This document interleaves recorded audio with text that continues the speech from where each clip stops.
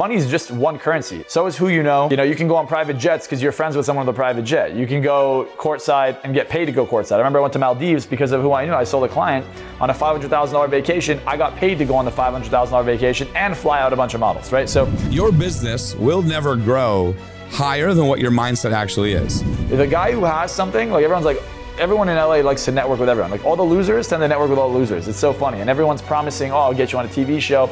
I'll make you famous. I know this person. I know that person. Keeping the dream alive. Yeah, but they're losers. They don't know anyone. Whether it's health, wealth, relationships, or higher purpose, it has to start with mindset. And then the next step has to be... What up? It is Luke G. Krogh on the Luke G. Krogh podcast. First of all, thank you for watching so far. If you've been a follower, subscriber of my old YouTube channel, you've probably noticed a few things. Very different style of video that I have been putting out. It's a very different style of content. And that is because, one, let's just be honest, our personal branding agency has blown the fuck up. Our clients are achieving success higher than I've ever dreamed of. The level of success for each one of our clients is higher than anyone who is doing anything remotely similar. And the reason why is because of men like Marcell, who I'm interviewing in this podcast. First second I met this guy, he had charisma, he was charming, and I said, screw it, all right, we're friends. By the end of that weekend, he demonstrated to me that he was the best public speaker I'd ever seen in my life. I think he was 18 years old at the time, and I would put him up against Tony Robbins as far as his stage presence. I didn't know about necessarily his hypnosis or some of the techniques, but from a purely inspirational standpoint, he was a better public speaker than me. So I thought, let me add value to this guy and let me help him to the best of my ability. Fast forward several years later, he's now charging millions of dollars for coaching. He's absolutely crushing it. And he has phenomenal advice. And that phenomenal advice is why I wanted him on the podcast and why I wanted to dissect that advice and give to you. I highly recommend that you focus in, take notes, and listen to the various pieces of advice that he gives you. And I'm just excited for you to hear this conversation between a good friend and someone who has followed my personal branding strategies, my social circle strategies very well, and has gone far above and beyond anything I've shown him. And just enjoy this podcast. I have a guy. Part of the reason why I want to do this podcast with you is because, just to be honest, nostalgia. We'll kind of get into how we met and I'm sure some of the stories of that we can share. Chicago, particularly, that video that you liked in particular, and then also some kind of like fun stories of how I've helped you, you've helped me, and expertise and things like that. But I have a guy that has deep emotional trauma, and it outbursts in, let's just say, drugs and alcohol, but that is probably the least of it. It's pure self-sabotage. We're talking like a borderline hit by car, almost like life or death, pissing in the street, just complete antics. And it's always, we're talking 90% of the time, this guy's like ultimate performer, ultimate nice guy, great guy, sharp, but then will completely go down a 3-day death spiral, right? And I obviously have experience with self-sabotage and substances and things like that. I had to build habits, lose the weight. I got a spiritual coach, things like that. We just have to get to the root of this because there's something deep down inside here. It's not just habits. It's not meditation that's going to solve this. Like, this is very, very serious situation. And in the podcast, we filmed part 1. We're going to film part 2. But I basically get down to what it was, which is his parents both died around year 14, within 2 years apart. He's never really dealt with it. So it's whether it's women, substances, travels, he basically has like covered up, even getting designer clothes to cover up insecurities, to everything you could imagine to cover up insecurities. And he had brought up when I told him that we were doing this, if it'd be okay to ask to have you fix him or do the Marcell magic. And I was like, yeah, I'm pretty sure we're close enough that he could do some hypnosis or deeper mental breakthrough stuff. And I think it would, based on the stuff you've told me, I'm pretty sure you're probably the best coach in the world to solve this kind of thing that this guy's talking about. Or am I off base here? I could probably get rid of it in 10 minutes. I already know what it is. And we're talking like literally like falling over, me having to carry it. Like we do an IV drip for like an NAD drip for health. I'm actually having one come in shortly. And like, even if it's not like a hangover thing, like we do these IV NAD health immunity boosting drips for years. And I love them. Like I never get sick. It fixed my COVID in a day, flights, jet lag. It's tremendous. Anyway, I'd be curious, as we go through this podcast, I think it'd be cool to do another one where it's like, I don't know if you can do it like over Zoom or if you need to be in person. Maybe we fly you out here or whatever, but if you can do it over Zoom, it'd be pretty wild to do like 3-person podcast where you do your magic with him, because to be honest, he's at like last straw, like rock bottom kind of thing with it. And he fucks with your content. He respects you a lot. And I don't think he knew quite how close we were. So I was like, yeah, I mean, I think this could be definitely an interesting experiment, interesting way to kind of demonstrate how you, because my way of removing the trauma is getting down to the root source. But I think you're really probably the best at building somebody back up into the version of who they should be, right? Does that make sense? No, I mean, it makes perfect sense. I think just based on what you're saying, the pattern you'll have, because you said his parents died when he was a kid, usually when someone goes into an apathetic or sabotaging state, it's because they're looking for some kind of external validation. So, you know, what most people might typically say is, I don't feel like I deserve to have wealth or money, but what they're really saying is, in his case, he doesn't want to be an adult. That's what he's actually saying. Because if he becomes an adult, he won't ever complete the version of him as a kid that never got the love. So it's like an open loop that's never closed. You can call it trauma, you can call it whatever you want.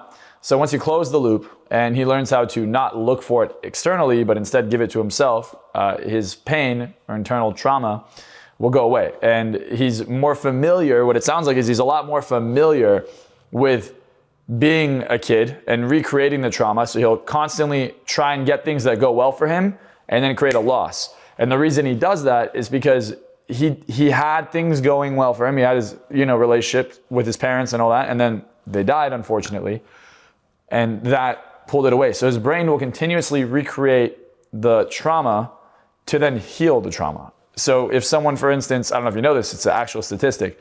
If a woman gets raped or someone gets robbed or anyone is a victim of any crime, the likelihood that they then become a victim of that same exact crime exponentially increases.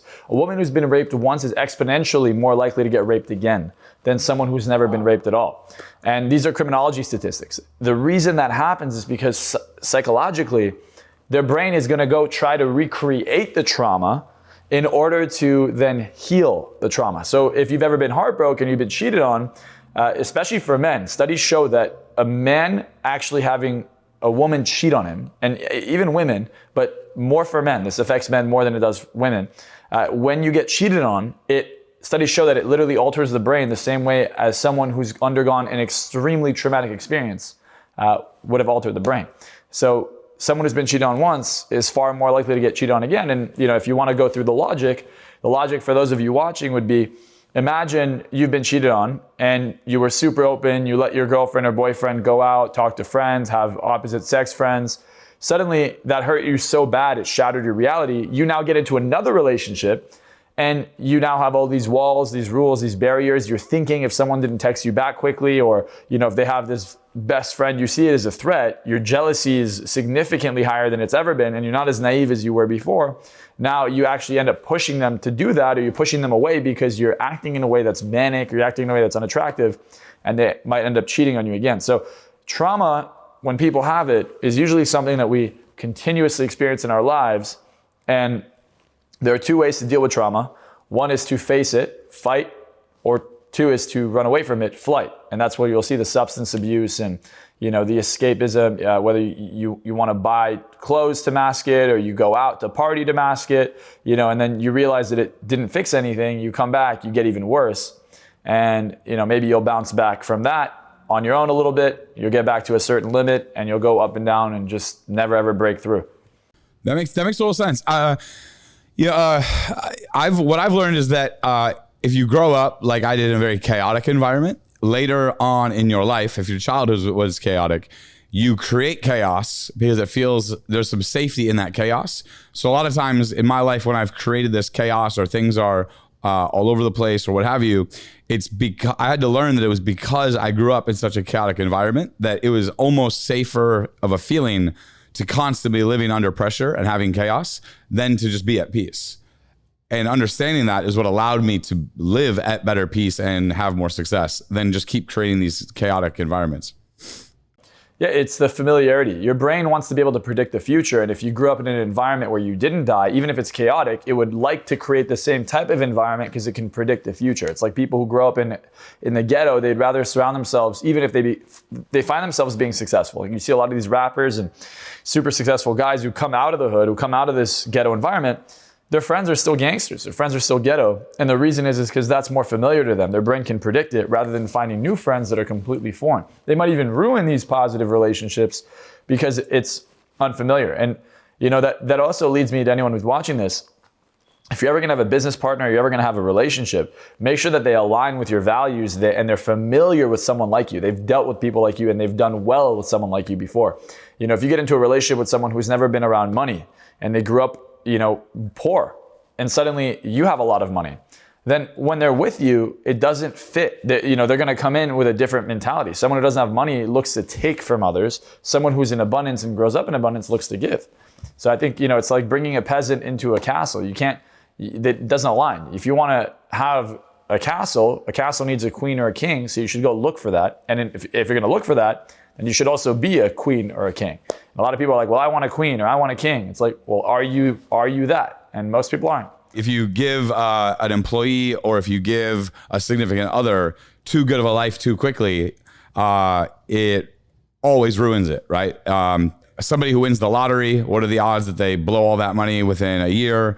There's a lot of statistics, a lot of examples that we can kind of give towards that. It's also called peasant mentality in transurfing, where if you grew up not successful and then your first high paying job, or if you start doing well, you make your first $50,000, you kind of just burn it through a hole in your pocket and you almost don't even know where it went because you're just not used to seeing a larger number in your bank account. You're not used to seeing that new set point, right? So it's a kind of common thing. So, all right, let's get into this.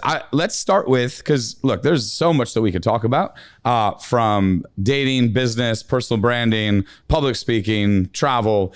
Let's get into, I'm curious, what is how do we first meet, and what is one story that you find that is valuable and interesting from the early days? And let's kind of start there, and then we'll get into some educating topics. Yeah, so we first met in New York. I had a mutual friend with you, Owen, and he flew me out to New York to come do a boot camp with you guys. And I was there, and they put me up in a hotel with you.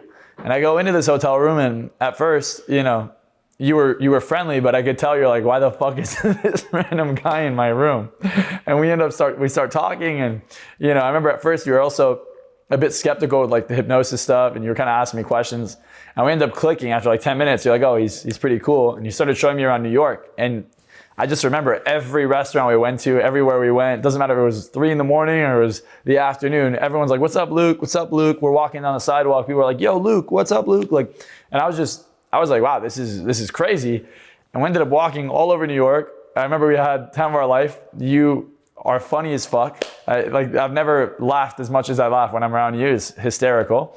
It's just really good memories. And then, being 21 at the time, I thought it was just a really unique experience. Like I don't think I would have enjoyed New York my first time around as much as I did when I was there with you. Anyways, I think one of the most valuable experiences I ever had with you specifically, especially early on in my career, is I used to look at your content. I'm like, wow, this is literally like art. It's not just putting up a camera. I mean, everything you did was just artistic, and you made it easy. So we filmed a video together in Chicago, and that kind of changed the game for me. It opened up a side of my creativity. I'm like, yeah, it's not about the amount of followers you have. It's about the quality of followers you have. And you were showing me, you're like, look, you can monetize the hell out of a channel that even has 30,000 subs, 40,000 subs. And we had this conversation, and I didn't think about it that way. Well, now I have 65,000, almost 66,000 subscribers on YouTube at the time of this video, probably a lot more by the time whoever watches it, because my YouTube channel is starting to take off. But I've cultivated a really, really amazing audience on YouTube to where it doesn't matter where I go in the world. I'm also getting recognized, and people are like, hey, what's up? They want to work with me. And I think that you were a really strong catalyst there. The second thing that I think was super valuable that you taught me is I had a conversation with you, and I kept telling you, hey, I'm having all these problems with my sales teams. And you said, hey, look, this is the structure you should create. You said, you need to have a sales manager, give them a percentage of commission of the whole team, and then give the sales team a certain percentage. And that's the model you run.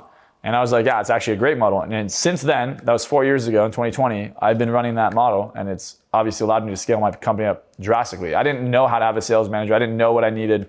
So that's been very beneficial. I mean, you've given me a ton of valuable advice, invaluable advice. And being around you, seeing it, it's kind of removed a lot of limiting beliefs in terms of what can be possible. Even if you're not a celebrity, you could be a local celebrity in every city you go to. And I didn't know that. I would always think like the best way to get things is to pay for them. And you're getting paid to do things that I want to pay to do, So I was like, this is kind of cool.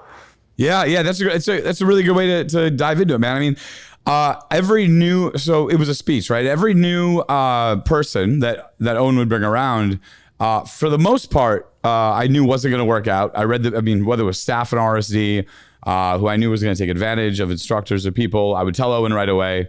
I'm just very good at reading people right off the bat. And he was like, hey, there's this kid at the time, right, Marcell, and he showed me one of your talks, and I'd actually met you for like 30 seconds at Earth Cafe once, even before that. I don't even know if you remember that, but you had just. I remember you were with what's his name, Maze, and and Chantel Jeffries at the same time as well, and it was Maze, and then he went up and said hi or whatever, and I just remember you being oddly good at public speaking. I was like, I don't know what your content is. I don't know. I have no idea if it works, if it doesn't. Super skeptical of hypnosis, etc. That being said, you had this stage presence. I call it coming correct, right? I call it moving different. All of my friends, all of my clients in my agency and my programs end up moving differently. You don't really even need to say that much. To, like, for example, when I walk into a high-end restaurant, members club, what have you, oftentimes they don't even ask for my membership ID. Like, it's the way that we move. It's the way that we come correct. And especially at your young age at the time, that I just realized that, because the team had asked, it's like, hey, do you mind if he hangs out with you, if you show him, going up on stage and this and that. And it was your stage presence alone and the respect that you showed when you talk to people, me specifically, that I was like, oh yeah, I don't even necessarily even care what your content was. You definitely moved differently. And I think that's something that younger men need to realize, is that when you're 19, 20, you have to think, what's the 30-year-old version of myself, ideally? And how does that person act, and just act that way now? And I don't know if that was conscious or unconscious, but that's just how you were at the time. That was specifically a dating program, personal development and dating. And every girl you talked to laughed, right? Every line that you said hit, right? It was all for demonstration purposes. That was a very small thing of the larger picture. But when you were on stage, to be honest, for the first 10 minutes maybe, I don't even really know what you said or what happened, like what the actual content was, but you moved people, right? And it worked. I think you kind of could have said anything almost, but the way that you demonstrated, and I'm sure you have a lot of like concepts and techniques that really walk people through the process. But for me, it was literally just the observing your stage presence I think you spoke as well at that age as Tony Robbins speaks today. And I think that the hypnosis thing actually, while you are really good at hypnosis, I actually think that it diminishes almost, or optically, and we've talked about this. I know you've kind of like leaned in and out of it. It's probably part of what you do. But I think just the stage presence alone is inspiring and motivating to these people in the conferences and in the seminars. I want to hit the Chicago video real quick, and then we can kind of bounce back and forth. What a lot of guys don't realize that I'm coming a lot more publicly with now is I've always had a personal branding agency. My content when I was shooting with RSD was 10 times better than anyone else's content. I mean, it was in terms of the actual production quality and the story arc in the videos. It was Netflix. I mean, we had a show on Amazon, right? On Amazon Prime, right? It's called Action. I've had several shows that are pilots filmed for Netflix. Some are going to come out, some aren't. But it's not. Every single thing that we shot had a complete purpose in mind and a story arc through it. From the B-roll to the imaging to the styling, every single thing, there was a reason to it to get people to watch the next 30 seconds, because if people are watching the entire video, if they're being entertained as well as educated, then they're going to get that message, but that will enhance your personal brand. I remember having 10,000 followers, and my first product launch did $280,000 with no paid ads and no nothing fancy. And it was because the brand that I showed. You see a lot of dating coaches, business coaches, fitness coaches. You see a lot of these guys doing kind of like mixing up their messaging. They'll do keto and then they'll do intermittent fasting or whatever it might be. And it's funny or you'll see dating coaches say, "Oh, it's online dating is the new thing," or they'll steal my content and do Social Circle or for my past content, or they'll do Cold Approach or whatever it is.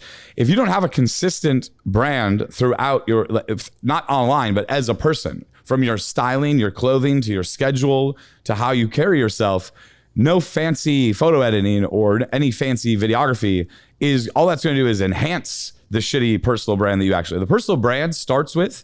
Like, for example, with our clients, we literally go through a very serious questionnaire, a deep dive into their personality, and then build them back up again in terms of style, from shoes to shirts to their schedule to what venues they go to, what gym they should go to, all the way up through to how they present themselves to their clients. And then the content is actually pretty simple. You don't need some fancy videography if the personal brand is strong enough. People want to buy from people. They don't want to necessarily buy from the faceless thing, right? So I'm glad that you noticed that with that video, because I've seen that now your content, I saw your content kind of go a little bit flashy, then it kind of went less flash, and then I think you've kind of now settled into who you are as a man, as a coach, as a business owner, business operator. What would you say in relation to that? Yeah, I would say that you're pretty spot on. I'm testing a lot of content because I see things blow up. And I go, okay, why did that go viral? And I look at the social proof and I say, maybe that's why it went viral. And the thing that's upsetting is that you look at all these things that go viral, and the guys that are going viral are usually the guys that actually don't have it. They get lucky with the algorithm, or the marketing is not even especially good. Unfortunately, the things that were rewarded over the last, I would say 7-8 years, since I kind of got into this, weren't quality. They were the short form, fast-paced videos. And I think the pendulum is swinging back into the direction. And now things are going to start getting pushed, like the longer form, organic, natural content. It started with podcasts, and now it's coming into Instagram, it's coming on TikTok. TikTok algorithm's pushing long form content. Instagram's going to start pushing long form content here shortly. YouTube is really starting to trend on the long form. So I think people are sick and tired of the fast-paced things. They got over it and their brain's numb to it. Now they want the connection again. They lost the connection. So it'll probably swing back the other direction again in a few years. But I think in the meantime, the trend is going to be long form. Even Alex Ramosi just released a tweet saying that he's made all this content, gotten all these followers, and they haven't converted. And that's what I've noticed. I've coached some of the biggest YouTubers and influencers in the world. And I'm like, they got a bunch of followers, but they can't monetize it. And I think what you showed me, particularly when we were hanging out and kind of in the way that you did your content, especially how much money you were making in front of me, I was like, well, it's not about the amount of followers you have, it's literally the quality. And I said this before on the podcast, but I'm saying it again. Those of you watching this, if you think that you need a number, people even buy followers. I think that hurts you. I don't care how many followers I have. I remember I posted a video talking about how hard it is for a lot of people to ask for money. Like, people really have a hard time saying, this is what I charge, this is how much I want to make. They just have a negative relationship with money. And I made a reel like that. And the very same day, I got a guy to pay me $1 million to work with me one-on-one. So, that one reel had like 3,000 views, but it made $1 million. So 3,000 views, $1 million, I think is a lot more valuable than having 1 million views and not making a cent. And I think a lot of people perceive this as, it's, you're looking at the metric the wrong way. If you really want to look at the metric of what success is, it's not about follower count or views or engagement.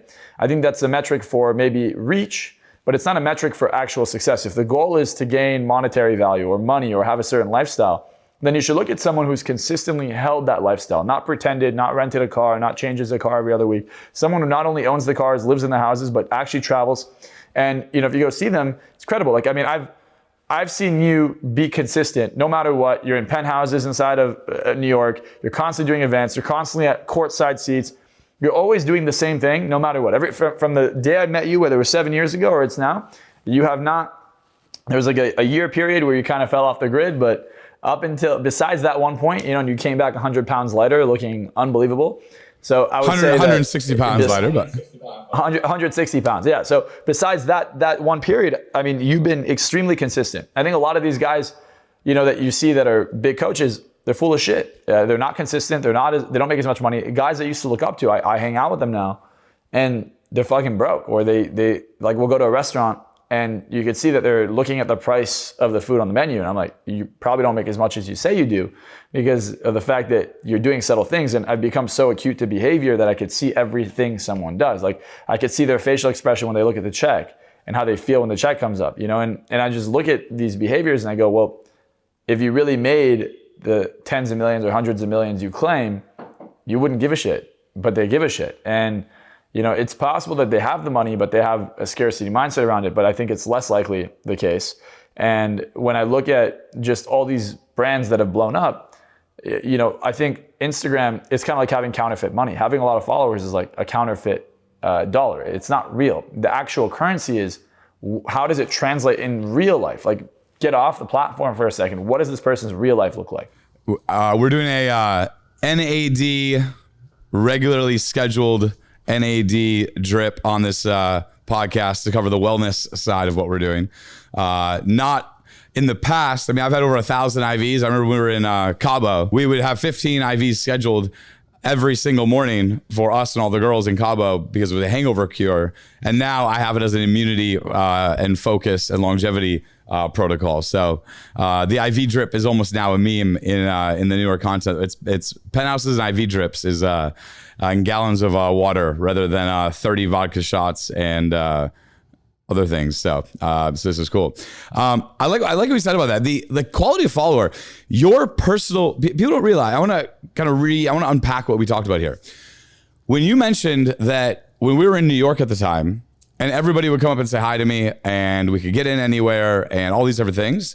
That's 0 to 1. 0 to 1 is just the kiss the ring effect. 0 to 1 means if you are a man, you should be able to, in whatever city you're in, go into the best steakhouse, the best sushi spot, and have the owner come out, dap you up. And when you sit down, even more than, let's use this example, even more so, and I have a full A to Z plan for this that I give away for free on Instagram. Like, this is like not even it's just getting started with personal branding from scratch. Social circle always equaled personal brand for me. Social circle was not this just way to pick up chicks and have threesomes and live this, Dan Bilzerian, Ty Lopez, Maxim, you take Iman Gaji, you take Arlen, all the guys that they didn't hire me for dating coaching. They hired me for personal branding that helped that. Greg Gallagher, Kinobody, right? He's in our mastermind, our top level program. These guys aren't hiring me for how to meet a girl. These guys have plenty of women that are around them. They hire me, and they're not hiring me for growth hacking on IG to get followers. What I present to the table in a systemized way with our consulting is literally what you just described, which is how do you increase the quality of each person that's in your life? And it's not who you know, it's who knows you. There's an apex that happens then. The free food at the restaurant is not to save the $200 on dinner. It's because I'm probably tipping $100 on a $200. I'm probably tipping 50% to show respect on the comp. The value is, when I go to for example, I went to a sushi restaurant in New York, and I brought out some members of our new team. They printed out, they bumped a table. My personal assistant, Nicole, she actually tried to get a reservation. He said, oh, we'll bump a 10 o'clock and put you there. They ruined somebody's night by saying, hey, you now do not have a reservation here. There's no more room for you in the inn. You're gone. Somebody else is coming in place. Maybe could feel bad about that, but it was a great opportunity. Not only that, when we sit down, they do a printout with a menu printout that says welcome Luke G. Krogh and KTK Media. We're happy to have you, which is a nice touch.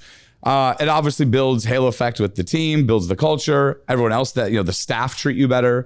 Then on top of that, no menus even come out. So it's not even a matter of what the cost of the bill is. He just starts sending out dishes that he thinks we're going to like. And food just comes. We have to literally tell him, hey, we have other plans. We have to go to this jazz thing after.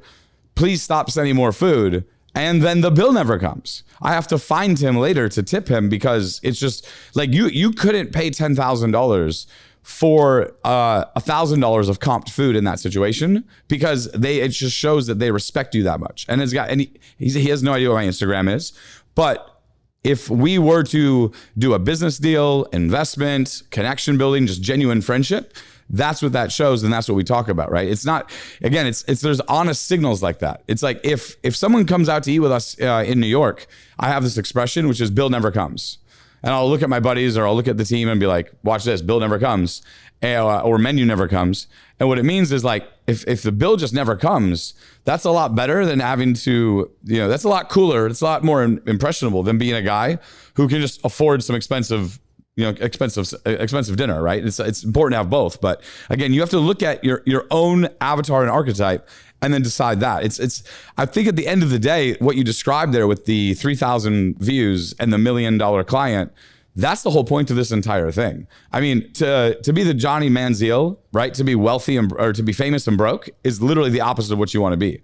Right? That's like to have. I remember seeing a guy. I'm not gonna say his name. But he's a prankster with millions. He's got like 40 million views per prank. And I remember him living on someone's couch.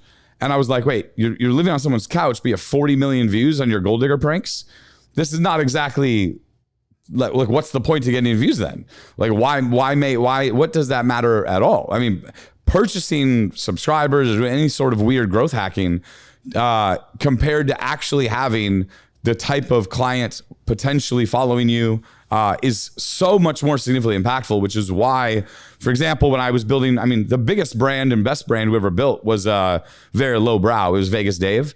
80,000 followers. He was probably making 100 grand a month. I got him at 2.9 or 2.9, something like that, million followers. He's higher now. And we did $400,000 in an hour of profit. Because it took about 6 months of work to scale that. No paid traffic, no sales team, no high ticket. But we literally documented on video 400 grand in an hour, 27,000 per minute is what I think it was. And we're sitting there watching ding, ding, ding, ding, ding, it come through because I got him a show on Showtime. And then we actually timed that with the release of a baseball season. So it's this story arc that matches your goals that also then match the type of clients and followers that you actually want. And I think that's something that you've really tapped into in the past year and a half, right? Yeah, I've had really high quality clients before, but I did it from social circle, not from social media. And I would, I've worked with A-list celebrities. Like I've worked with Jake Paul, I've worked with Logan Paul. Yeah, who are the list of people to name drop, and who are the people that Marcell has had a hand in their success through working with? For sure, Jake Paul I would say is one of the most recognized. I wouldn't say I've directly influenced these other people, but November, I remember I went to David Dobrik's house. I hypnotized him, hypnotized Madison Beer. I've hypnotized, FaZe Rug. I've hypnotized Logan Paul. I remember being in Dubai, and the only other time I've ever seen someone have a comp dinner for a shit ton of people was with Jason Derulo, and when I'm hanging out at dinner with him, and the irony of that is it's not like I met him because he knew who I was. I met him because I was taking a piss in a urinal, and like you said, we moved different. And in 30 seconds, I became his friend. He ended up inviting me to his concert. And, he has this whole posse. I have my posse with me. And even then, I was the guy, the center of his attention when we were there. And he's still cool. I still chat him up. I remember he shot me a text a year and a half ago, and he goes, we want to go halvesies on this $5.5 million, 190-foot yacht. And it's this mega yacht. And I thought it was funny, but I've worked with a lot of people. I would say less the celebrity side that's so impressive, more so the entrepreneurial side. The entrepreneurs I've worked with that people don't necessarily know, but I took a company, helped a company go from 30 million in their valuation at the end of 2020, and they're a multi-billion-dollar company now. So it took them 10 years to get to 30 million, and in 10 months they went unicorn. And the way I did that was literally by showing the founder how to raise a shit ton of capital in the room with an investor. Like how do you walk into a room and have investors throw money at you?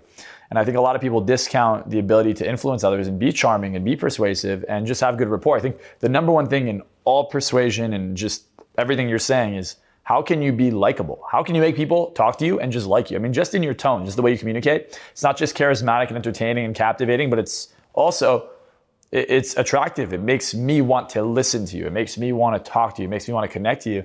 And I think a lot of people miss that. They're too analytical. They're too logical. And I'm very logical. You're very logical.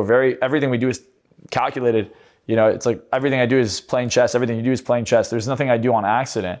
However, yeah, I think that's the key. I think that's the real key here is everything that I do, every post that I make, every word that I say, there's an economy of words. Be concise, not clever.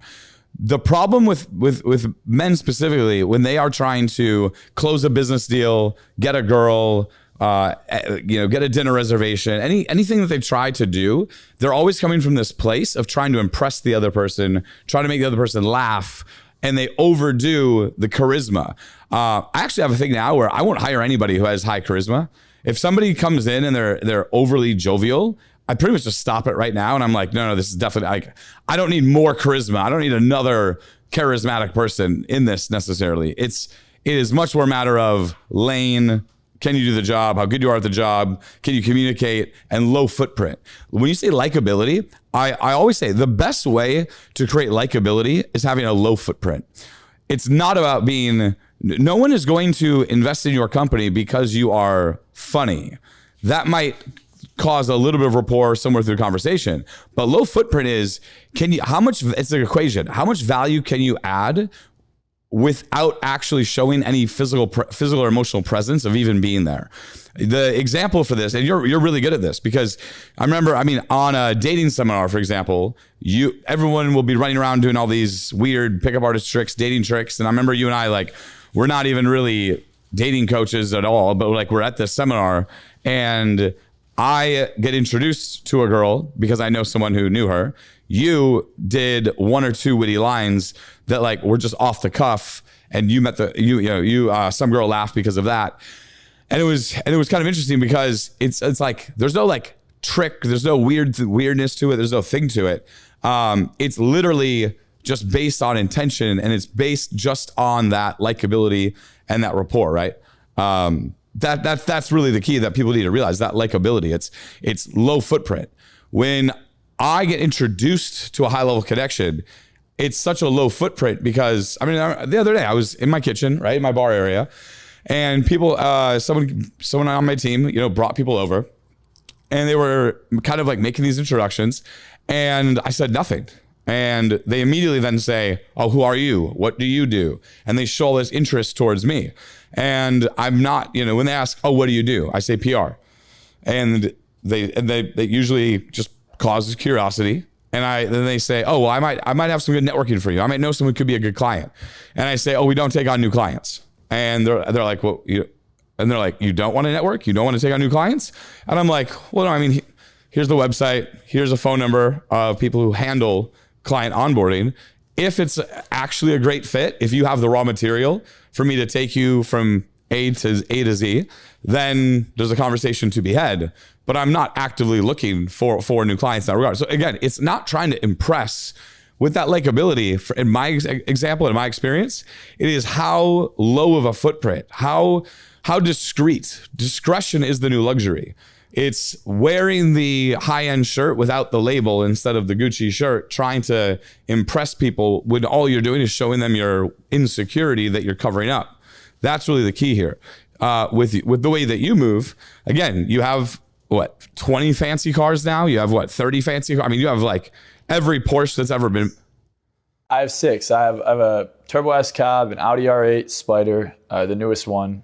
I have a 2024 GT3, another Porsche. I have a Ferrari F8 Spider.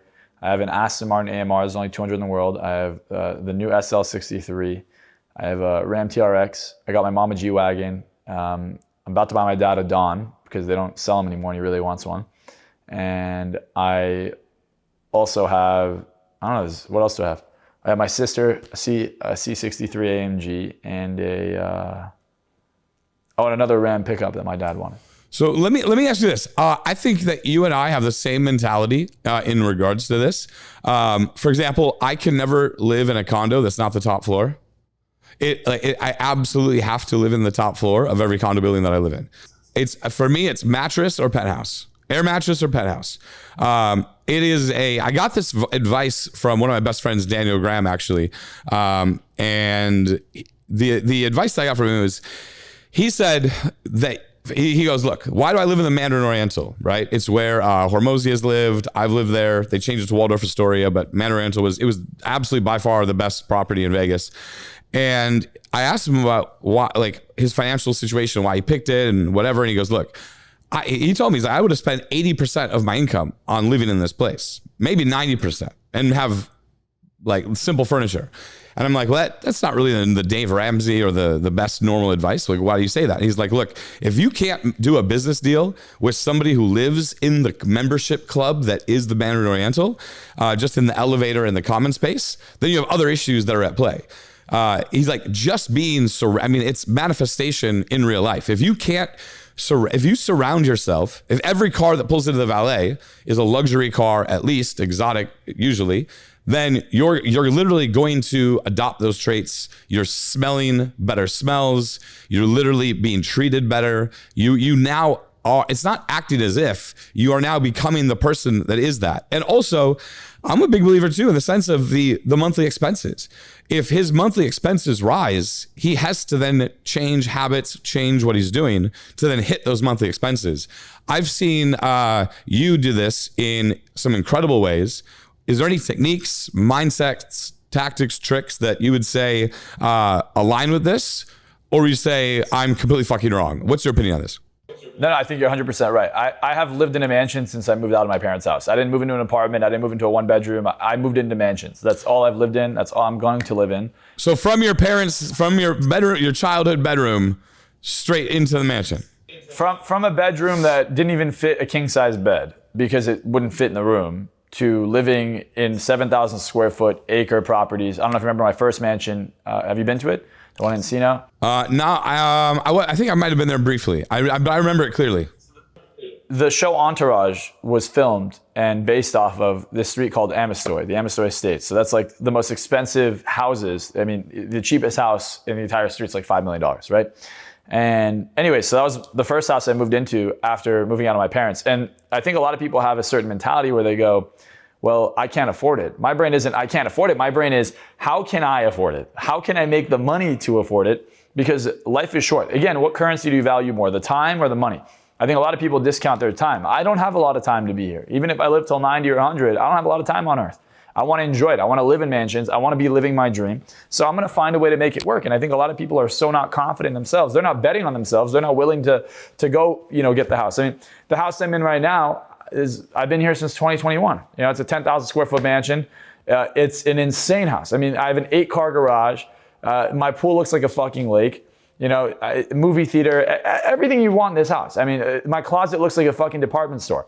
And this is just the lobby. I'm in one TV room. There's another living room there. There's dining rooms. The house is massive. But the mindset is the more you spend, the more you make. Because if you're not willing to spend the money, it's because you don't believe you're going to make the money. If you don't believe you're going to make the money, what does it mean? It means that you're not going to find a way to make it happen. Whatever you don't believe, you'll use zero mental capital or zero resources to go make it happen.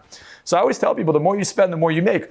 And someone might argue, well, I'm not going to make it. Exactly. And don't spend it. Look, there's not a million mansions. There's millions of apartments. There's unlimited room in an apartment. You're never going to go to an apartment and there's not a place to rent. But there's not going to be every mansion you're looking for is not always for sale. There's not always going to be a mansion you can live in because it's not for everyone. It's just for those people who have the confidence to say, I'm willing to go all in. And when you talk about the networking aspect, let me double down on what you said. Last night I'm at a dinner. And, everyone at the dinner, I'd never met any of these people, girls and guys, like, oh yeah, I've heard a lot about you. What's up? How's it going? And I haven't been to this friend's house ever. This is a friend of mine I've known for like 6 years. I've never been to her house. She invited me to a dinner. Every single person at dinner is like, oh, I know what you do. That's awesome. Tell me about it. They're literally talking over each other, trying to get my attention. And one of them goes, hey, you seem like you must be pretty good at what you do. Why don't we do like a brand deal? She has she's a partner in a company that's worth $600 million, and we'll put your brand out there. And I'm like, okay. Now my brand's already out there. It's not like I have a small brand. I have a pretty big brand. I'm one of the bigger coaches in the space.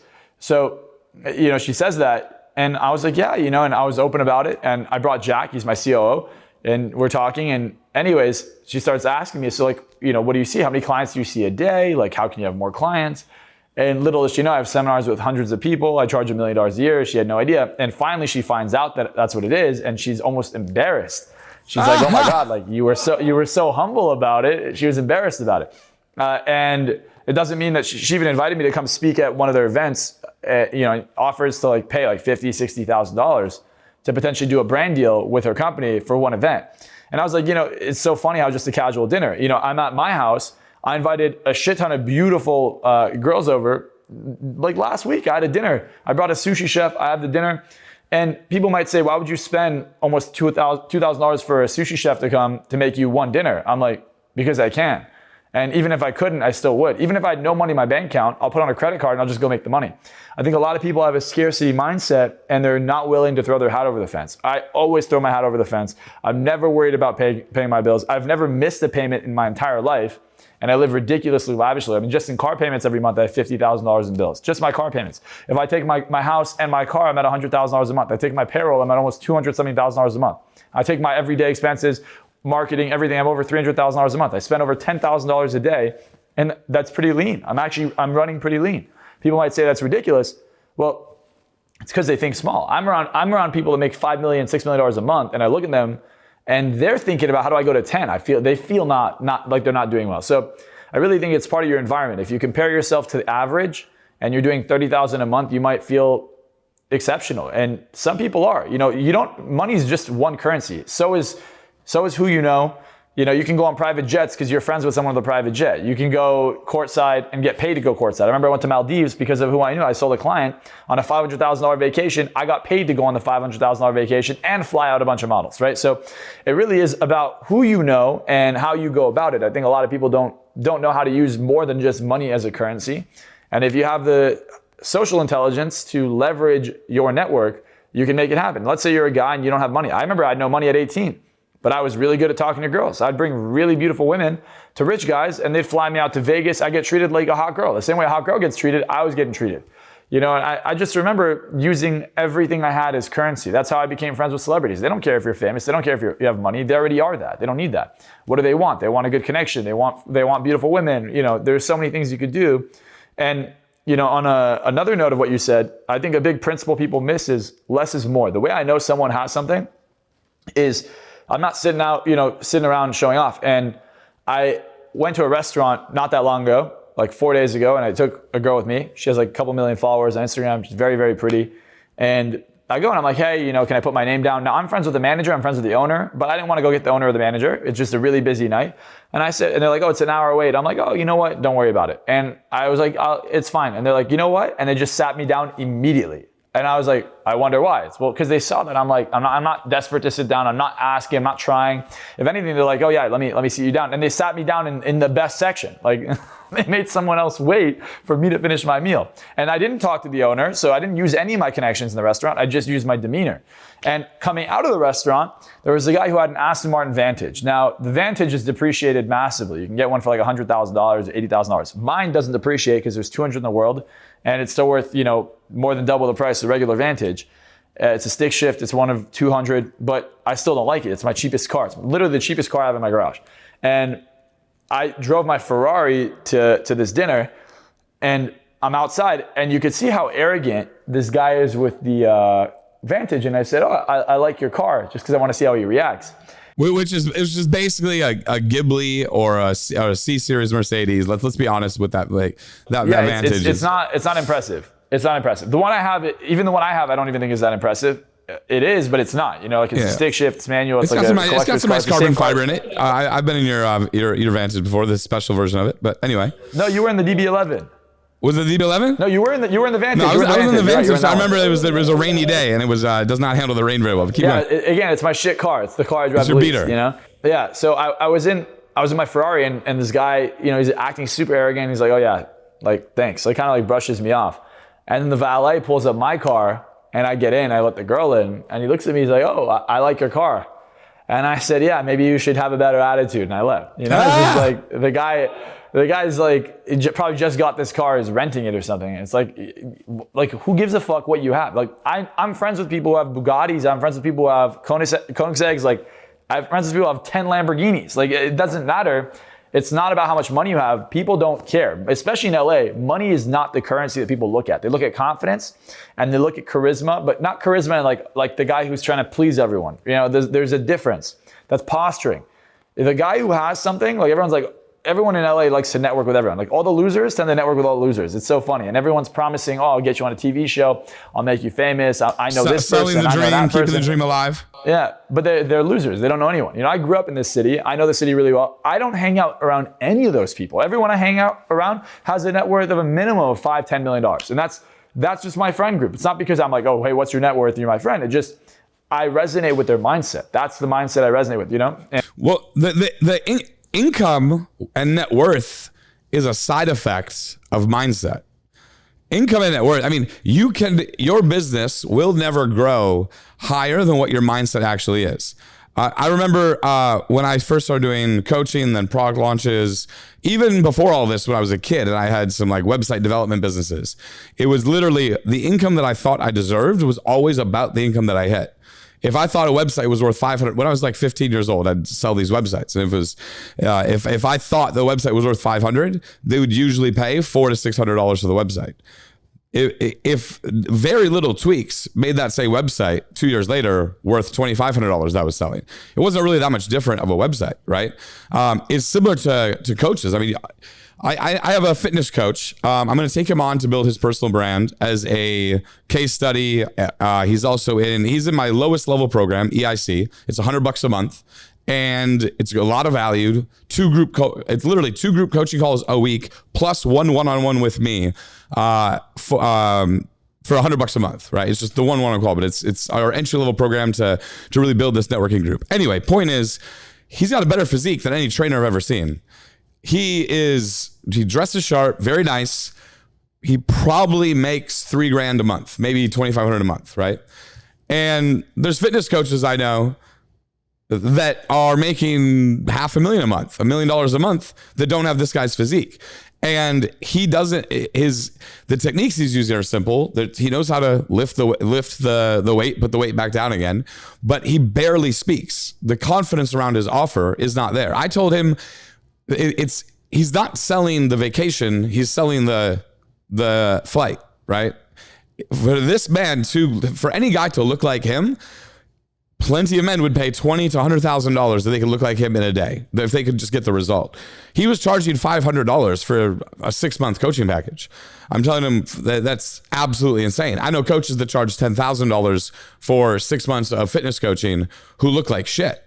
This guy is ripped to the gourd, fit, very nice, very simple system. And I literally said, you have to up that price. And what that's going to do, a lot of these marketers will tell you up the price because people will just pay it. They'll think it's a higher quality product. I think that's a little bit shady of a way to look at it, or maybe a negative way to look at it.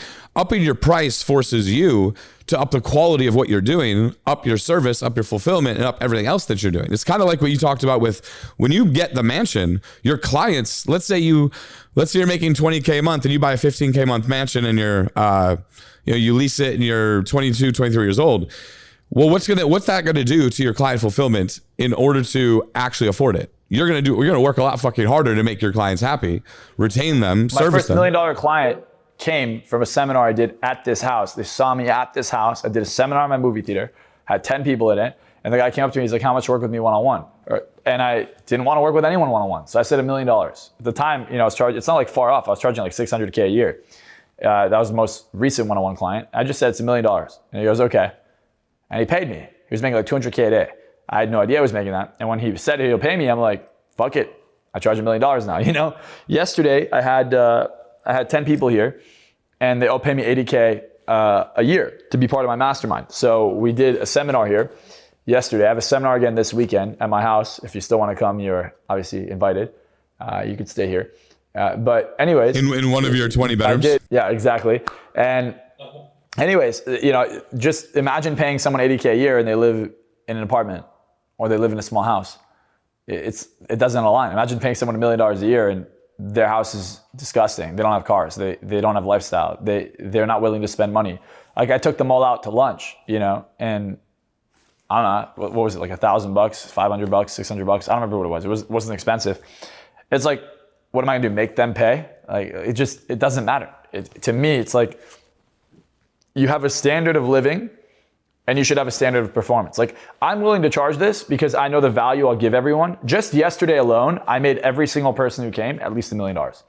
If they implement what I told them, every single one of them made at least $1 million or more. And that's a fact. I mean, I gave such insane advice. I brought a guy, a friend of mine, who took $800 and turned it into almost like 100 million in crypto. And he showed them how to trade. Just that alone, just his trading strategy alone is worth $1 million. Just that alone. Now, and he invented it. There's no one else in the world uses this strategy. He's the only one. You don't have to know how to read charts. You don't have to predict the price. You just do this thing he does, and you make money all day, every day, right? So as long as there's volatility. And I gave advice on exactly what they should do, how to structure offers. If I were to go back in time, would I do a coaching offer? Because I'm passionate about it, the answer would be yes. If my only goal was monetary, the answer would be fuck no. This is the worst offer you could possibly get into if your only goal is to make money. Yeah. I've thought several times. For example, the first time that's why I've always had the PR agency, because a lot of people don't realize it. I mentioned this earlier, but I want to emphasize this. The most epic social circle things that I did, like being RSD Luke, being a life coach, dating coach in my 20s, a restaurant, a villa, you can't walk up and say that you are a coach and then they just give you all these amazing free things. It's a bit of to be honest, there's a cringe element to some of it, but I loved helping people. And every time I wanted to quit that, someone who I wanted to help and care for asked, and I felt a calling, I felt a need to coach. And it was a good filtering tool for networking.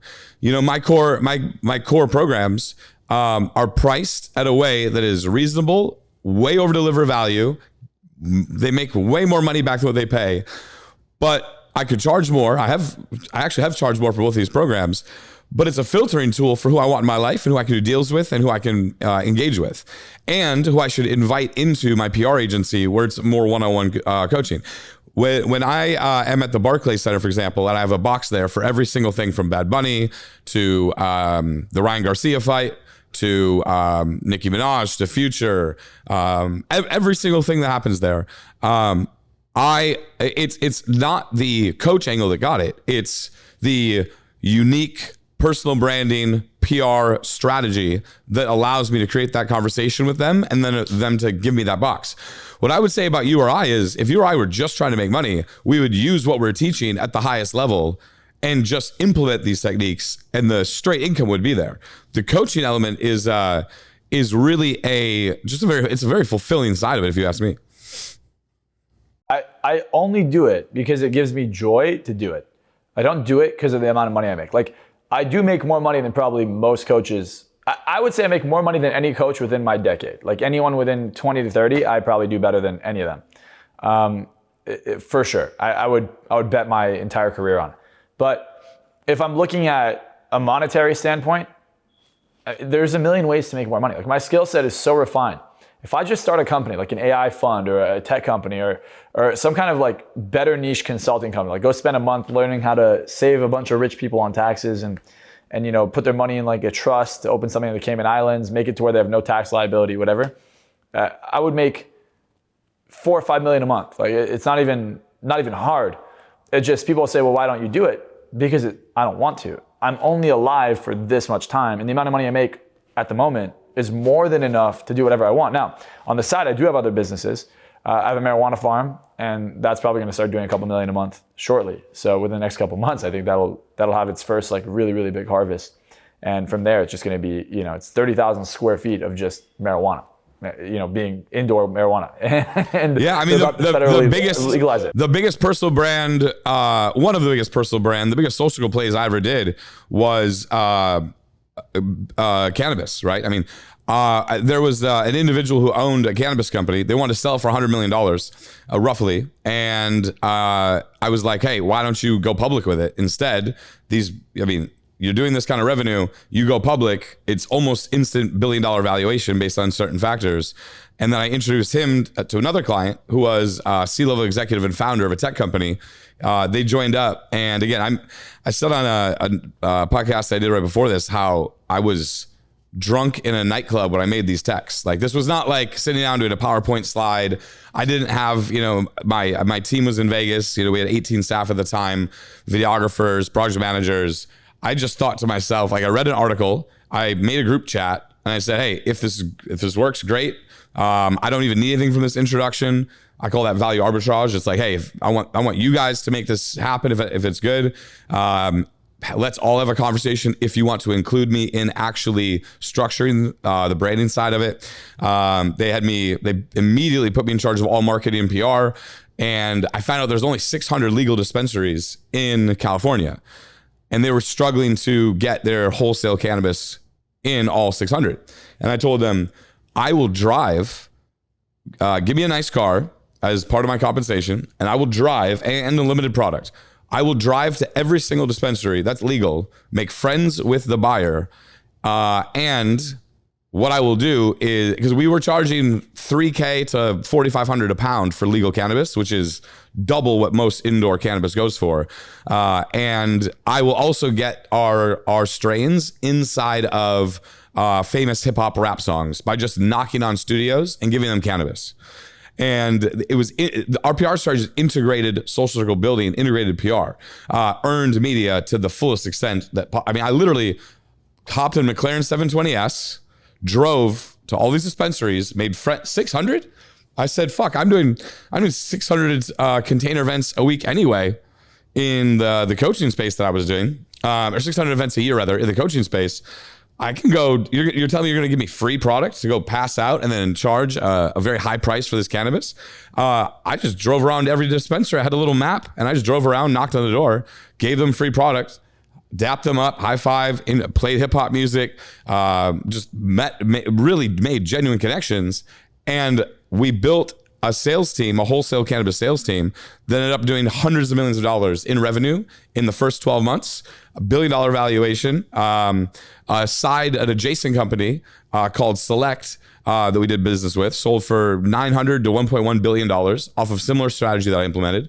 And I don't think I'd ever actually gotten high off weed in my life. I'd smoked weed before, but I didn't even know how to inhale it. So just like, I never actually got high off of it. Didn't know anything about cannabis. But again, it's like what you just mentioned with the side businesses. Once you understand the mindsets that you teach people, correct me if I'm wrong, but I don't think it really matters if it's a car dealership, info business, selling pianos, any business that it is. I think for you, it's in my opinion, for you, it's getting rid of the muck out of their heads, and you have a great strategy for doing that. Let me ask you this: if you have somebody who is just stuck, they just feel like they're in an avalanche, don't know which way they're digging up or down, and they don't have that. For me, it's clarity, vision, decision. Let me ask you this: I only reached new levels of success, especially recently, personally. For example, I joined RSD at 250 pounds and they called me the fat instructor. I left RSD at 365. I gained the extra weight in RSD. And the funny part about this is every comment was about the weight and this and that and the other thing. I lifted weights the entire time. I just probably drank 8,000 calories of alcohol in a day and ate another 10,000 calories of food. It doesn't matter how many times you lift up a 45-pound weight and put it down again if that's what you're doing. It's the tactics are very clear. For example, I had a podcast with Max, right? And one thing I love about Max is he's not exactly going to be the home run hitter, but he will always do the base hits and he'll never fail the base hits. Meaning, his mentality of making money online is it's post DM sell, just all you got to do, etc. Don't even need a website, right? My life has always been more the opposite. It's always been the Masters Penthouse, go all in kind of thing. I think both have validity. But what I've really recently realized is a lot of the inner game, hypnotism, spirituality, levels of energy, I had a big pivot where with my health, for example, I had to handle deep down traumas traumas, mentality, mindset. I hit a wall, basically, a physical, literal wall and a mental wall that I had to fix.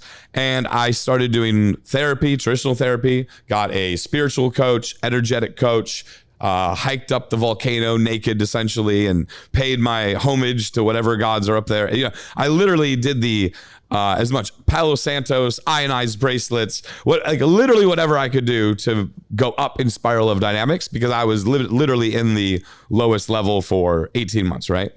And I didn't really believe in any of it. To be honest, I believed in none of it. I thought it was all horse shit.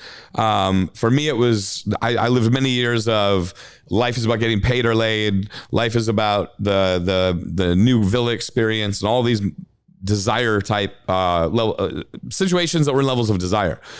And what I realized is it was a lot of coping. It was a lot of making up for insecurities, things like that, right?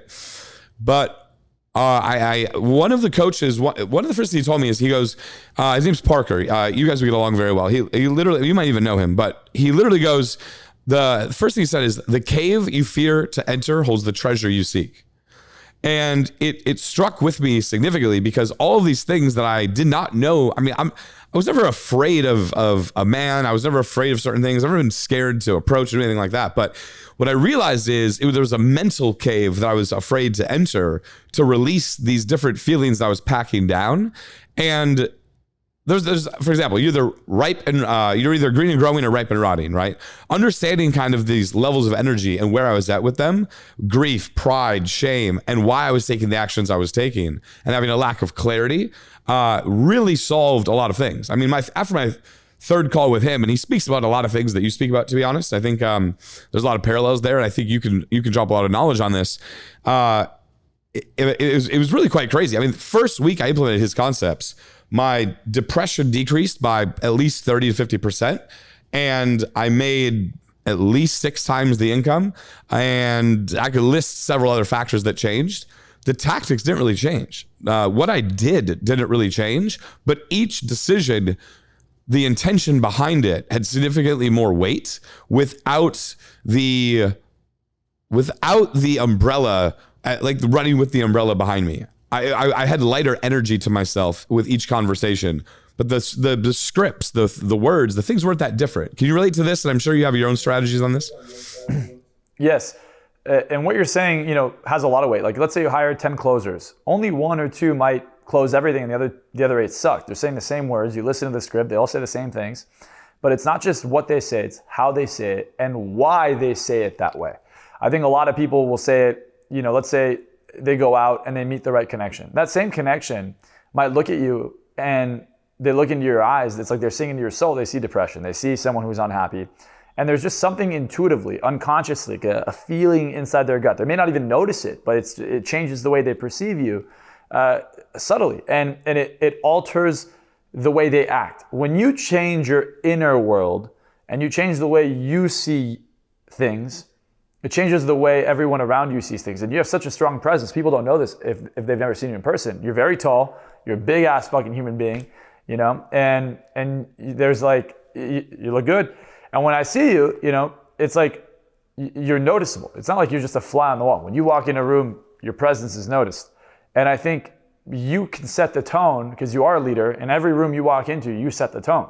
So if your mindset has shifted, even if you're unaware of the things, maybe you might feel like it's the same scripts and the same things, it's because you become congruent, you're subtly doing something different. For example, you want to lose weight, it's not that you're eating less meals, it's that you don't necessarily need to finish what's on the fucking plate. When you have a steak and you're full, you stop eating, rather than finishing it. Rather than asking for dessert, or you're going to the same restaurant, rather than getting a side of bread and a side of pasta, you pick the salad and the steak instead.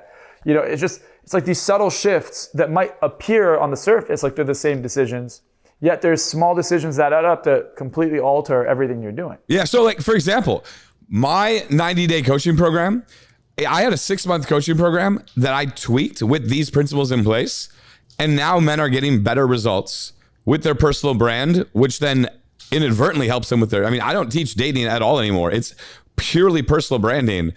But their dating is increased higher than when I was only teaching dating. the actual, like what you just said as an example, I'm getting men, our team is getting higher results in 90 days than what we got in 6 months, because we start with the mindset shifts that actually helped myself. Mindset shifts that helped me from a sobriety angle, mindset shifts that helped me from losing 100. Like I'm a better personal trainer than 90% of personal trainers that are out there, and I still have a ways to go. But it's because I know how to get someone to believe in what they're doing is going to get that result. So they put in that extra 20%. They're more effective with it because I know that I've lost 2.5 pounds per week for the last year and a half without fail. What would you say has shifted in your mindset for the weight loss? Because I think a lot of people watching this might want to know what your secret is.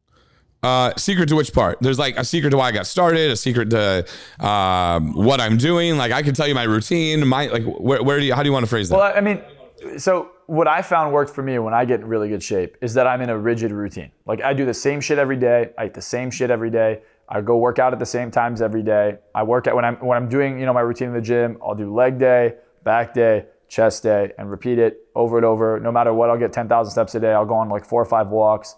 And then I kind of mix and match. Like I have a date, I'll go on a walk with her.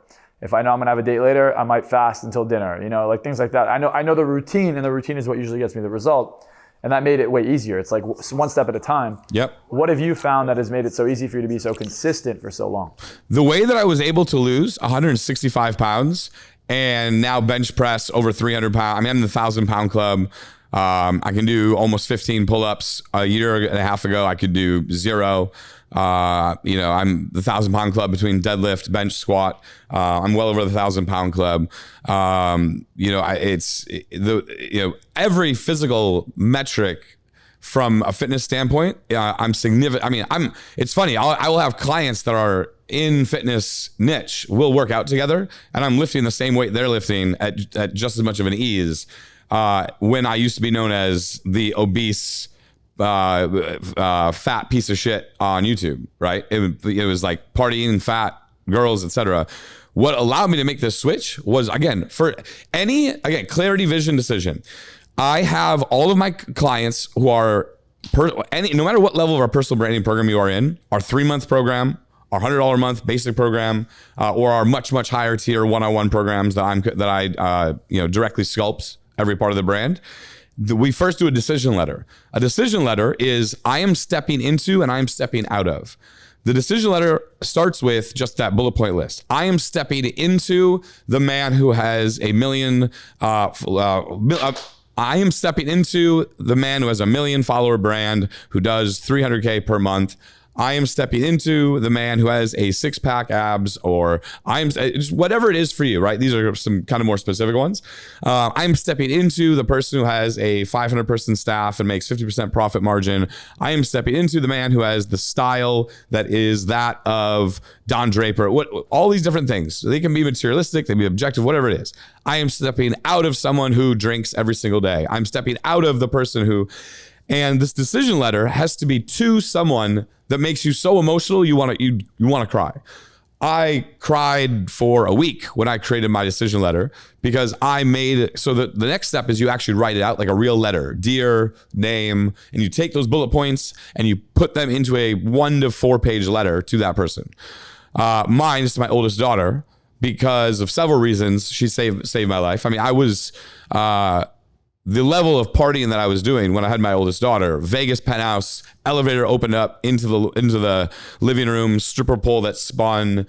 It was hedonism to the biggest degree. And then I realized I'm having a baby. Now it's, how do I pay for this baby? How do I become, am I a father?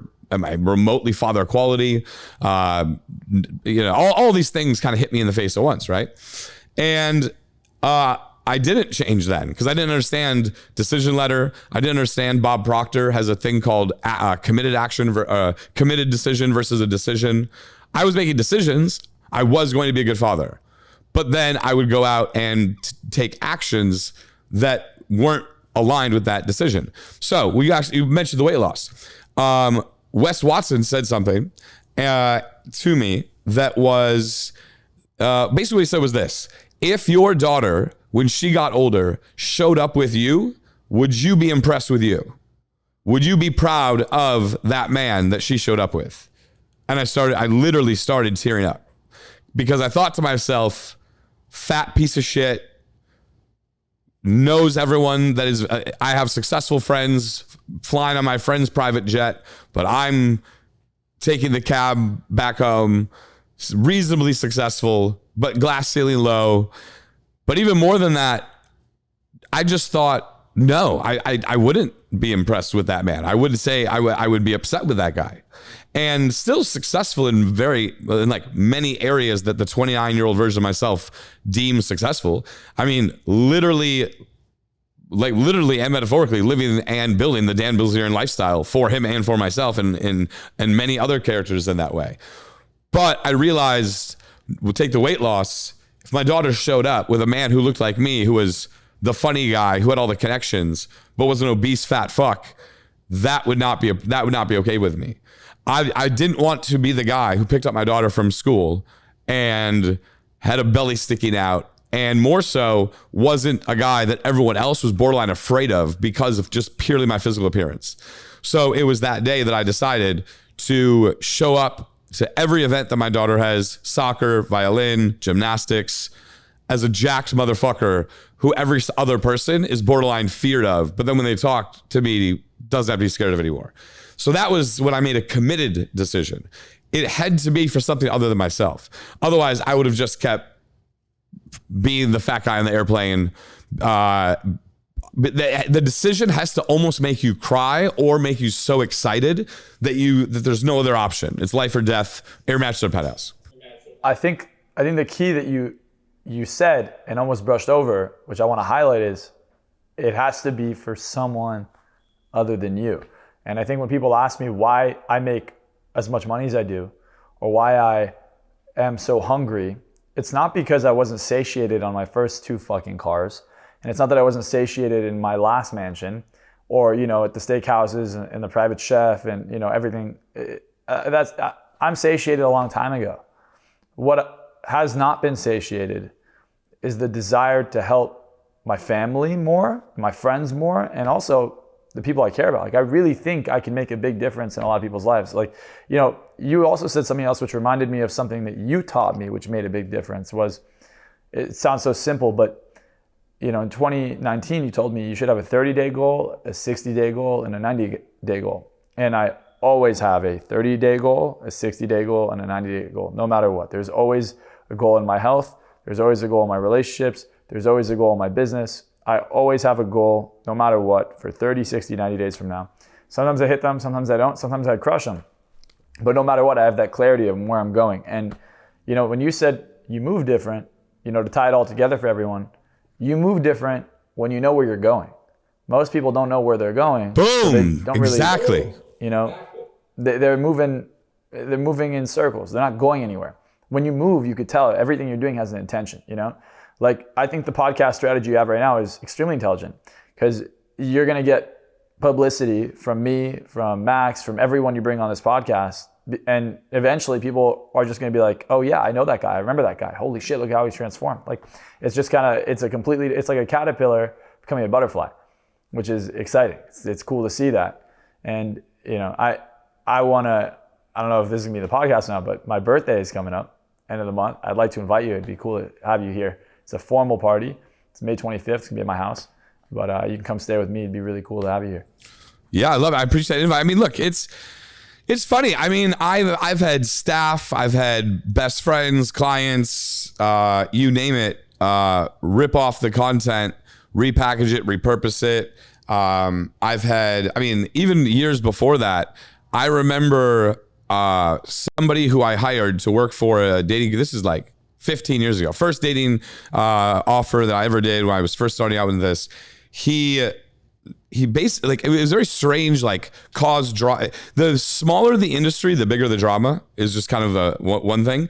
And I realized that all of the issues that I had that caused me to take the break, at first, it caused me to take zero self-responsibility. At first it was, how could you do this? It's like the girl cheats on you. It's like, how could you have done that?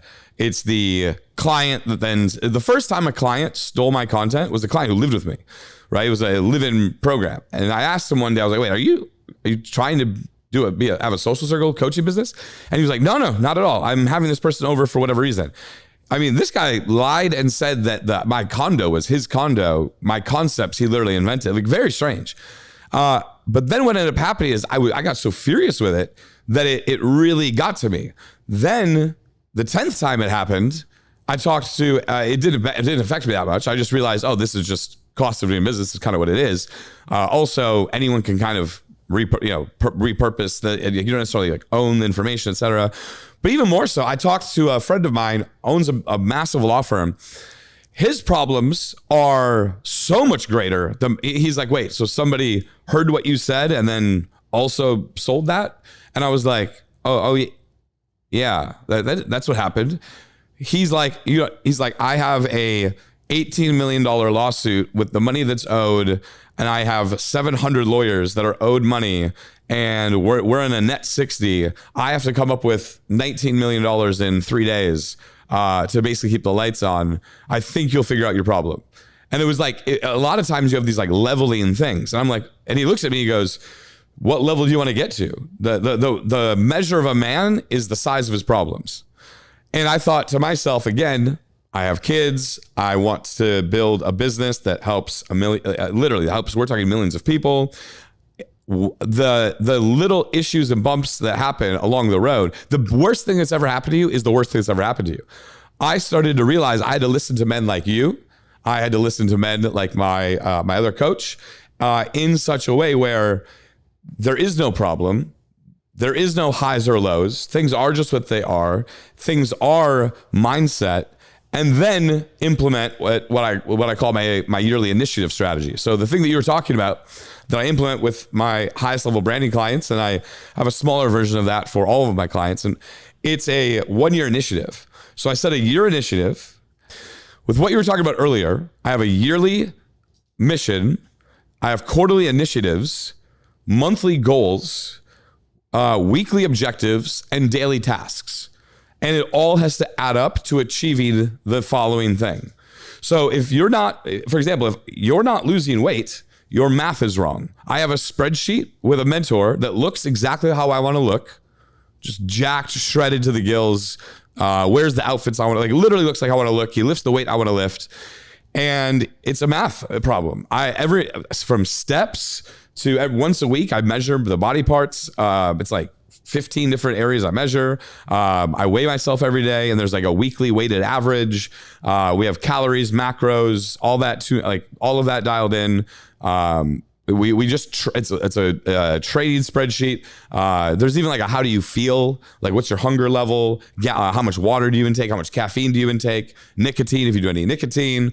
There's an alcohol category, so like if it's a 0 or how much, it's all dialed in on the spreadsheet. It's a don't eat the pizza and be mad that you didn't lose weight the next day, which was my mentality in the past. I have conversations with guys who want to build a personal brand to make sales. And I said, how many sales calls did you have in the past week? And they said 0. And it's like, so you won 100%.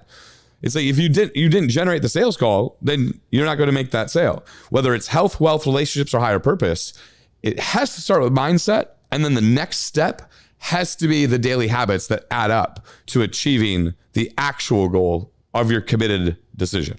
Yeah. So you have all of that. I have James over here. I have Alex over here. Multiple lights, 2 or 3 cameras, this mic, backup mic, soundboard, my NAD health consultant, making sure that my NAD is pumping through my veins, something to do with telemeters and longevity. To think about it, right? Is that overkill? Could we have just done this on a laptop? Sure. This was just, again, is it necessary for us to have this proper setup? Yes, I actually think it is. I think some people are like, oh no, it's fine. Just do an audio only podcast, or they just want the content.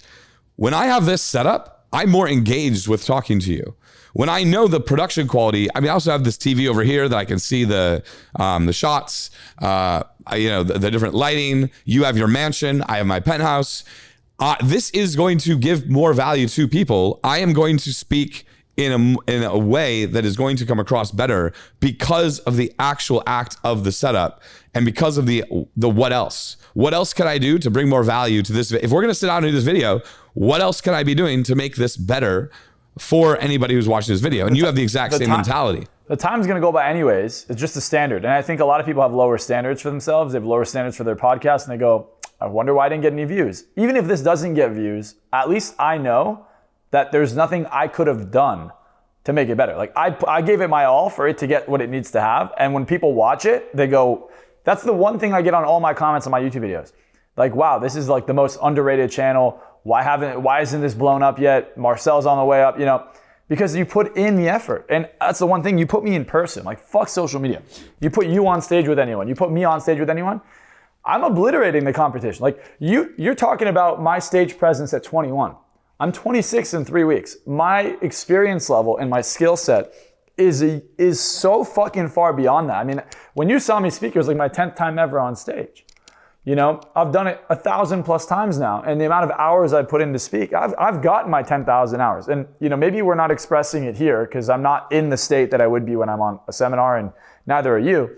But if people were to put me on stage, you put me on stage with anyone, I promise you, people are going to have a vote. Hey, who's your favorite speaker? I did this. We actually had that exact thing happen in Las Vegas. I spoke at an event. Gary Vee was a keynote. There was a bunch of other speakers. I was the favorite speaker. I got literally the most votes, and by like 85% of the room said Marcell's our favorite speaker. And I only had 55 minutes. Other speakers had 3-4 hours to talk. So, I just look at... Yeah, I mean, honestly, what we should maybe do is I do a personal brand breakdown, similar to how I would do with my clients, for you and with you, because I would put you as a higher speaker. I would say you're right now the world's greatest stage speaker, stage present speaker that exists in the world. I mean, like there's the advice of, or the comment of you being the most underrated one is kind of a double-edged sword, but I think it's actually a compliment, but it's still kind of a double-edged sword. I think that it's a optics, branding, tactics approach on why the views or whatever, or what have you, are lower than what they could be. And kind of like the sales team advice that I gave you.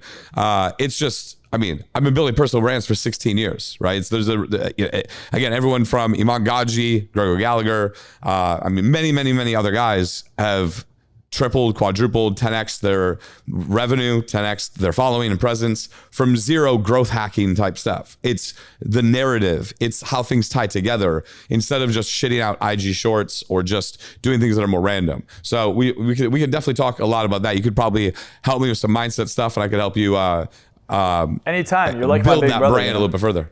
You've always been like my big brother. So, and every advice you've ever given me is actually, you've given me a lot of advice, but the advice you've given me has made massive differences and actually made an impact on things I've done.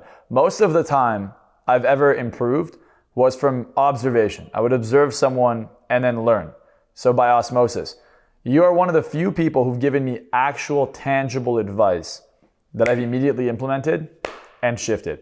And I think, it's just been invaluable for me. In general, it's been really, really, really good. So I think that... Yeah, look, before I tell you what you've given me, how much, even just monetary value, even just business value, would you say equated from all the different advice that I've given you since you first got started?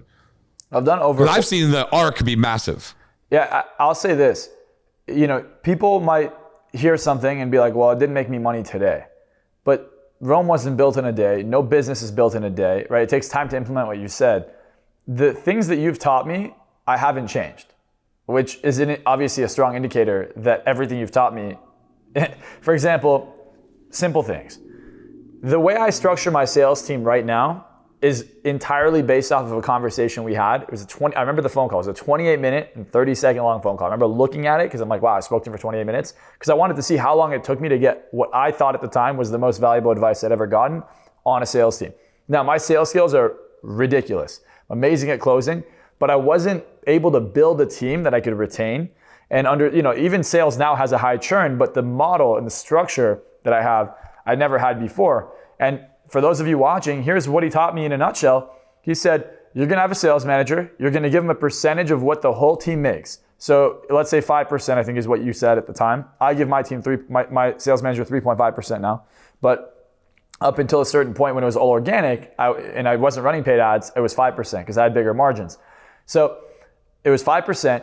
His job is to then go hire the team, go train the team, go manage the team, and they get 10%. So they do daily sales meetings in the morning, in the afternoon, in the evening, and just accountability, and that you get a report every day at the end of the day, knowing exactly how many calls they did, call time, how many outbound calls they made, and total sales, total revenue. And since then, I have literally been running the exact same model, and that was in 2020, and it has since made me 35, 40 million plus in actual cash in, sold, in the bank, money from what you've taught me. And most coaches would inflate their numbers.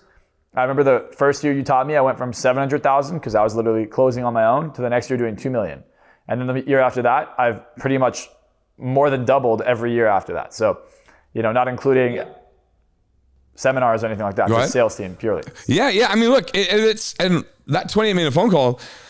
I remember I took I took a kid who had a pretty big YouTube channel, living with his parents, maybe making $2,000 a month, to well over 80 grand a month in 30 days, right? And you know who he is. This guy, it was not even that crazy of strategies. Like it was very simple stuff. Even the thing that I told you about the sales team, there's been such massive improvements to that 28-minute conversation that I've told you that are more modernized, which KPIs matter, how to structure that sales team. What happens when you now need a second sales team manager? How do those two not cross swords? And how do you build team culture? I've restructured my entire team now, and we're talking literal deals with musicians building their personal brands that are performing at Coachella. We're talking A&R record labels giving us deals with musicians to build their PR. I took my favorite up-and-coming rapper hip-hop artist to Barclays Brooklyn Nets game, had him sit courtside, all comped. I didn't pay a dollar for it. It was all relationship building. And he's FaceTiming his mother at the game saying, "Hey mom, look, I'm sitting courtside." This guy's got 40 million views and he has my favorite song of the past 2 years. And he's FaceTiming his mom how excited he is sitting courtside. I grab the TV guy and I say, "Hey, put us on the Jumbotron so we get on TV." He said, "Okay," I built that relationship. And then we're on TV, and I look over at Capella and I say, "Hey, look up." And he goes, "What?" And he sees himself on TV, and it says Mayor Capella Gray. He performed the song Gallus, Baychester. He's on the, he's doing a tour with Kodak Black coming up. He performed at Barclays 3 weeks earlier, and he was excited to sit courtside. And again, the point is, we did more for him in one night, and I brought him the Ryan Garcia fight. We did more for him in those 1 and 2 nights than his entire PR agency did in 12 months, just because of those strategies. So again, it's not a 6-month sales training course. It's those 28 minutes that I gave you that I just looked at what you were doing. I'm like, wait, you're just in the nicest way, you're underperforming because your skill is so high. There's just these roadblocks that have to get removed. It's not like I need to sit there for 10 hours and teach you sales. You arguably knew sales better than me. It's a structured roadblock that had to get removed. And that's what real PR is. That's what real mindset shifting is. That's where real success comes into play. A guy struggling with meeting a girl, it's not adding some fancy line to what he has to say. It's removing an insecurity that then allows him to approach the girl. It's habits and systems at play to fix your health. I know for a fact that in X amount of months, I'm going to be 8% body fat. I'm going to be able to bench, the exact amount of benching that I want to do. I'm going to squat exactly what I want to squat, basically just because of the math that's added. I know how many steps in a day that I need to take. I do 15,000 steps in a day. In one of my programs, in my men's program, I teach you have to do 10,000 steps in a day, post a screenshot. I meditate twice a day, 20 minutes a day, 2 different types of meditations. This would be way different than the Luke that you had met in Chicago. A lot of similar steps, but the mindset allowed me to then take these actions. The level of depression went down, the income went up, the client satisfaction skyrocketed, so the results for myself were just a byproduct of a lot of the mindset stuff that, that you had even shown me. It was very interesting. I've seen you, it's wild. The hypnosis stuff that I've seen you do, whether it's, a girl walking up to you and borderline just giving you her phone number without you trying to do any tactic, I've seen kind of countless times. The level of success that I've seen you have in the way that you structure your pricing of your programs, the confidence of how you price your programs, you have to know that you're delivering results to price your programs and to fulfill them in the way that you're fulfilling them, to even introducing the AI concept into my company that you guys have, that I'm about to introduce, which is what is it? An AI, basically an ask Luke questions kind of thing. You have like an ask Marcell type question situation, which is a built-in coach model. The team that we have right now is so much more effective, so much more siloed, so much more professional than before, that it's actually easier to run. Gives me more happiness, gives me full fulfillment. The clients are more fulfilled. All the results are higher level. And again, I was getting comp bottles at nightclubs for our clients for 10 years, always knowing it was courtside seats. It was a Super Bowl ad. It was putting our clients' names in up and coming hip hop songs. It was integrated marketing that had such omnipresence across the world. But I always was stuck in not believing that I knew how to do it. I just was stuck in this, well, let me get the free bottle at the club, kind of famous the situation slightly, which then gave me further imposter syndrome. It didn't, I wasn't helping clients as well as I could have, knowing that they could be higher level. Now, again, it's the highest level because of the mindset shift. The steps are actually easier. As a coach, the most pleasure you can have is to tell someone something and then they act on it. Because it's not that I think for those people watching, your social intelligence, I measure intelligence differently. The intelligence that I value is emotional intelligence and social intelligence. So your ability to walk into a room and just be calibrated, understand the room, read the room, understand the people you're talking to, and also understand how to carry yourself around that environment to then be, have that appeal. You have the maximum amount of that intelligence. You're almost a savant in that area, to where people were watching this. Let me emphasize, if you're coming from my audience and you're watching this, let me emphasize the importance of this. It's not about what you know, it's about who you know. And the reason it's about who you know is because who you know could save you a lot of time. You go on courtside and you're able to create that result for a client. What if you create that result for yourself? What if you bring an investor courtside and he's like, yeah, hey, look, I can get us into this stadium. I can get you as a sponsor into this thing, or I can get our company into this. There's just so many angles you could take. There's a million roads and paths you could take to make unlimited capital. But you need to have not just the respect and the reliability and the reputation, but you have to have the results and the calibration to even get someone to want to get there. That's the end result. That's like, okay, how did I get this celebrity to come to the courtside in the first place? Like, what was the initial interaction? How did I make it happen? One of the things you also told me is like, hey, look, I could practically meet anyone. You said, if I want to meet Leonardo DiCaprio, I'll go on his following, see 30 people that he follows, go become friends with 5 of their friends, get into those social circles, and eventually run into him and then become his friend in person. And you've talked about this social engineering aspect many, many times. And when I see people try and knock it off, it's just like they have a subpar version, their network is shit, they're friends with losers, and they just sell this thing to losers. Like, the thing is, you can only sell something to a certain level. Like, these guys won't have celebrities as their clients because their highest level is still lower than what the basic level of what they're selling should be. Their highest level, their best level. Yeah, let me ask you about that. Because you know probably personally, and you've seen these individuals. What's your opinion of? So one, I think you can corroborate the fact that I invented the social circle concepts that we're talking about, which are events, PR, social circle for dating, social circle in all of these different aspects. What's your opinion on why they'll never reach the level of success of the clients that I have? Because I think you just said some really good points as to that. What's your opinion on the copycats? Yeah, there's two things. One, first of all, they don't have your EQ. So they don't have your intelligence, your social intelligence or your calibration. That's the first thing. The second thing is they might have more followers than you, but they're never going to have a better network than you. And the thing that I would say is like, look, there are people who copy me. They try to copy my hypnosis. They try to copy, the way I communicate. You can't copy me unless you have the confidence that I have. The confidence I have took me a decade to create. And the things that I do, there are layers. People just think I go, hey, sleep, all right, eyes open, sleep, eyes open, sleep. It's not just what I'm fucking doing. There's 20 layers to what I did even prior to that, to when I confuse them, when I walk around them, when I'm like, hey, look over here, I look over there, I get confused myself like this. There's 50 things I'm fucking doing. If you were to play any talks, you said I'm the best in the world at public speaking. The reason I'm the best in the world at public speaking. I mean that genuinely, for sure. And I appreciate it. I think it's a massive compliment, especially coming from you. If we were to ever play, like, and we think we should do one of these, like, remember how you guys used to have, in dating, you guys used to have those seminars where you'd break down footage. What's it called? Hot seats. Yeah, so imagine we did like a hot seat for a seminar, like just a 20-minute segment. I could break down the layers of my gestures, the words I'm using, the pronouns I'm using, the emotions, the pauses, me getting off the stage, looking at a certain part of the room, pointing at the back of the room, like I could break down everything I did. The song that plays when you walk the fuck up on stage, I love every time. Yeah, legendary, right? Everything I do, though, is calculated. People think it's not. Now, I don't sit there and plan my event. People think I sit there and I write down the content. The only thing I plan is the logistics, the production. My last event, I spent about $120,000 on production.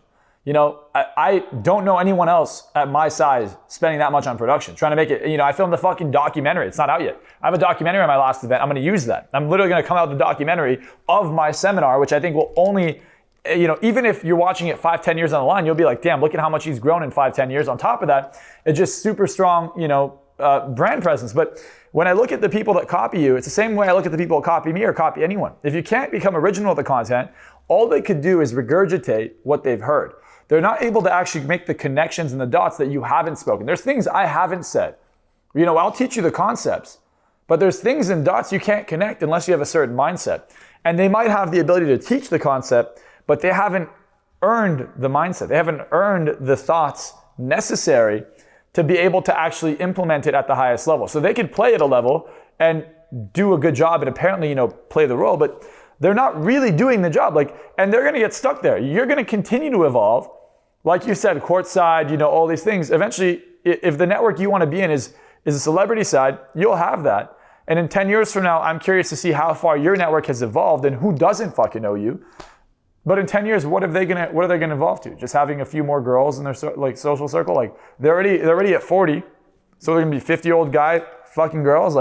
That's the guys, or the guys copying you and trying to Photoshop their Instagram, make it look like they're still doing the same bullshit, posting stories of Tulum. It's bro, that's not cool anymore. The copying first started to happen, because what I coach and when I consult from a personal branding perspective is how I move. When I land into London for the very, very first time, I met Leonardo DiCaprio within 3 hours, 6 hours, something like that. Because I knew where he stayed. There's only around 30 rooms in this hotel. To have a bottle service table at the nightclub in the hotel, you have to have a room in the hotel. It's the trendiest, most paparazzi. I've stayed there many, many times in the past 6 months. It's where I conduct all my business in London. And I bumped into him getting coffee at the hotel. What more organic way can you meet a celebrity like Leonardo DiCaprio than getting coffee at the little coffee station? It's an organic connection. It's not a fan type of connection, right? This is it's an organic, integrated, authentic way that you're meeting this actual person. I had a client spend all weekend with Richard Branson at Necker Island. It took him 90 days to do it. And we laid out the plan and he met Richard Branson. What got me over the copycat situation or not feeling so slighted by that really is what you're talking about right here. It's literally the fact that if you copy somebody, you'll only ever do as well as they did. It almost time codes you. They'll only ever get as good as you got when they copied you. The photo thing you talk about, for example, I can see hundreds of people that are literally doing the photos I did in 2018, 2019, 2020. And it's the opposite of photos that you should be taking now. Right now, all my photos on Instagram are with an iPhone because they're authentic and minor or zero color editing because it's the most authentic thing. I am instead doing things in person that you could take the photo with a potato or an iPhone 3 and people would love the photo because of the people that are actually in the photo and what's actually happening. So I think when I see people try to talk shit about you or copy your stuff, to me, it's the star theory. It's when you look up in the sky, all the stars just look close because you don't know which star is further than the other. But to the people that are relevant, like my actual clients right now, none of them remotely would be interested in someone who you could almost call a competitor's type of program or consulting, because again, it's such a different thing. It's the star theory of how much further it is. When I look at your content, like I don't have any competitors, or if I do have a competitor, it's really more of a Madison Avenue PR agency that has a team of 80 people, and they're going to charge you $1 million a month for what I can do for our 50K program. For 50K, I mean, again, the courtside seats, the Barclays box, whether it's the US Open, whether it is UNICEF charities, St. Bart's, these are things that are included. These are all things that are included on the field in of the US Open, because one of the golfers, one of my client, just to show people a social circle, like this is actually from you. My billionaire client literally said, hey, can you come coach one of the guys? He's having a mental breakdown. And I literally am on the fucking field. You can't even buy those tickets, apparently. I don't know anything about golf. I don't watch golf. I'm on the field while he's there practicing, playing, literally live on the tournament. I'm walking with him on the field. Apparently, I didn't know that's like a big deal. People are like, holy shit, that's crazy. And again, you can't fake it, because why would a billionaire client bring me to that if I wasn't getting the result? Why would your clients continue to see you? Why would these guys who could theoretically afford the $1 million PR prefer you over the $1 million PR? Why? Because there's a result you get. And yeah, they can go to the knockoff version of you, but who wants a fake Ferrari?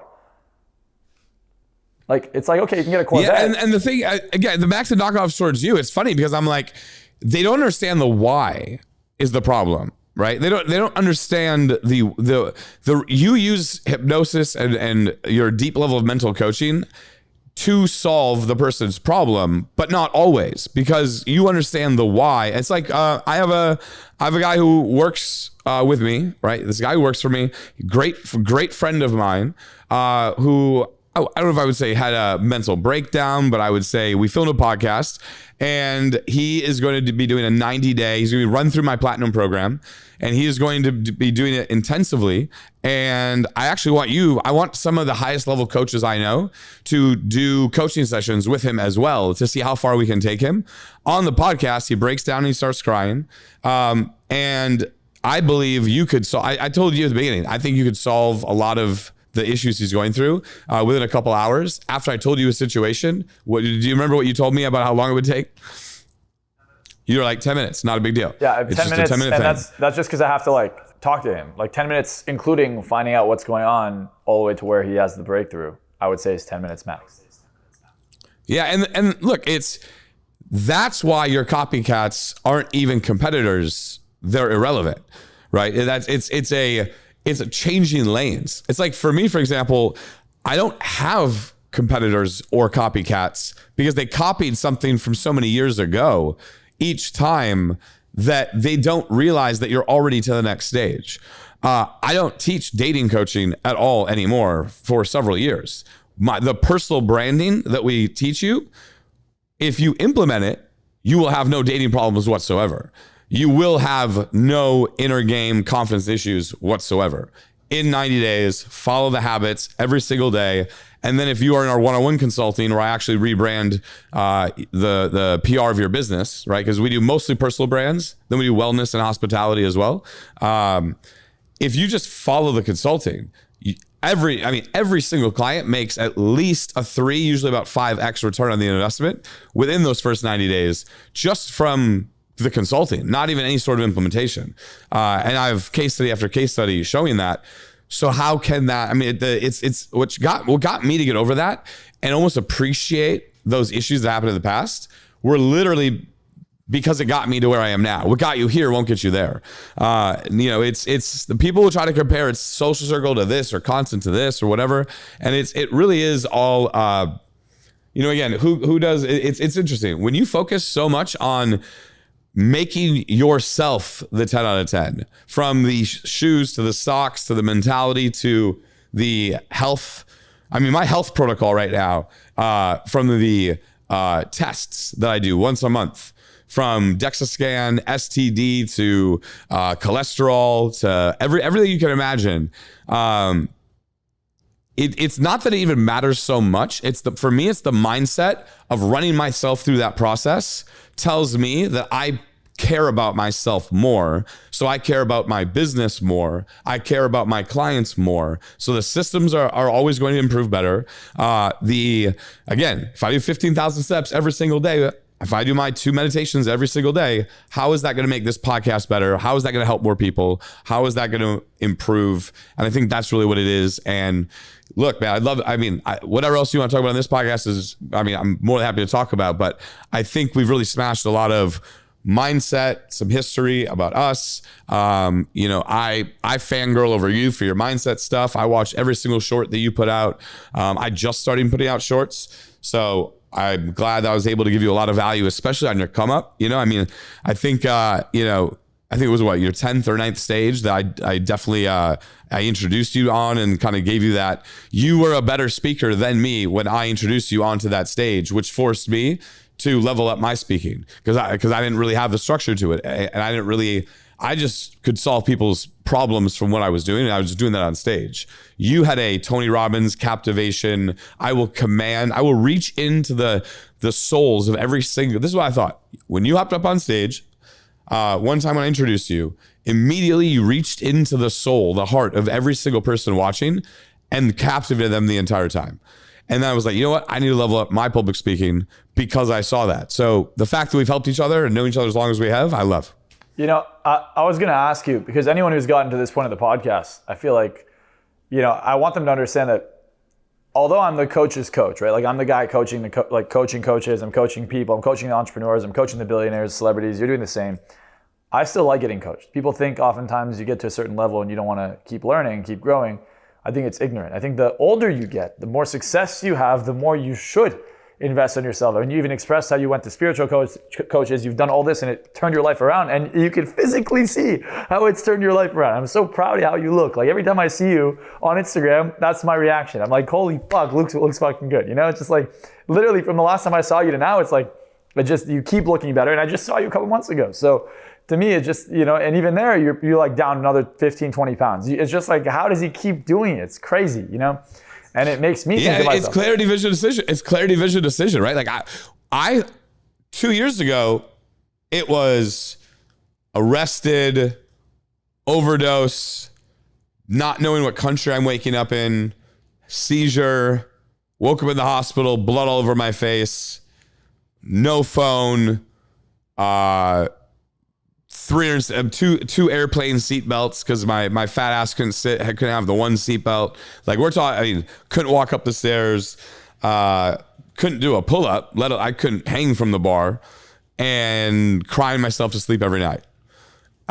Again, you need to have your why. It's thrown around a lot. My why was, what the fuck is my daughter gonna think when she starts getting to the age where she sees other parents picking her up from school? She needs to know that I could beat the fuck out of any other father that's at that school. And literally, that was the first thing. Can this fat fuck beat the shit out of any other father that's there? What's going to give not that it would ever have to happen, but I need her to have that confidence.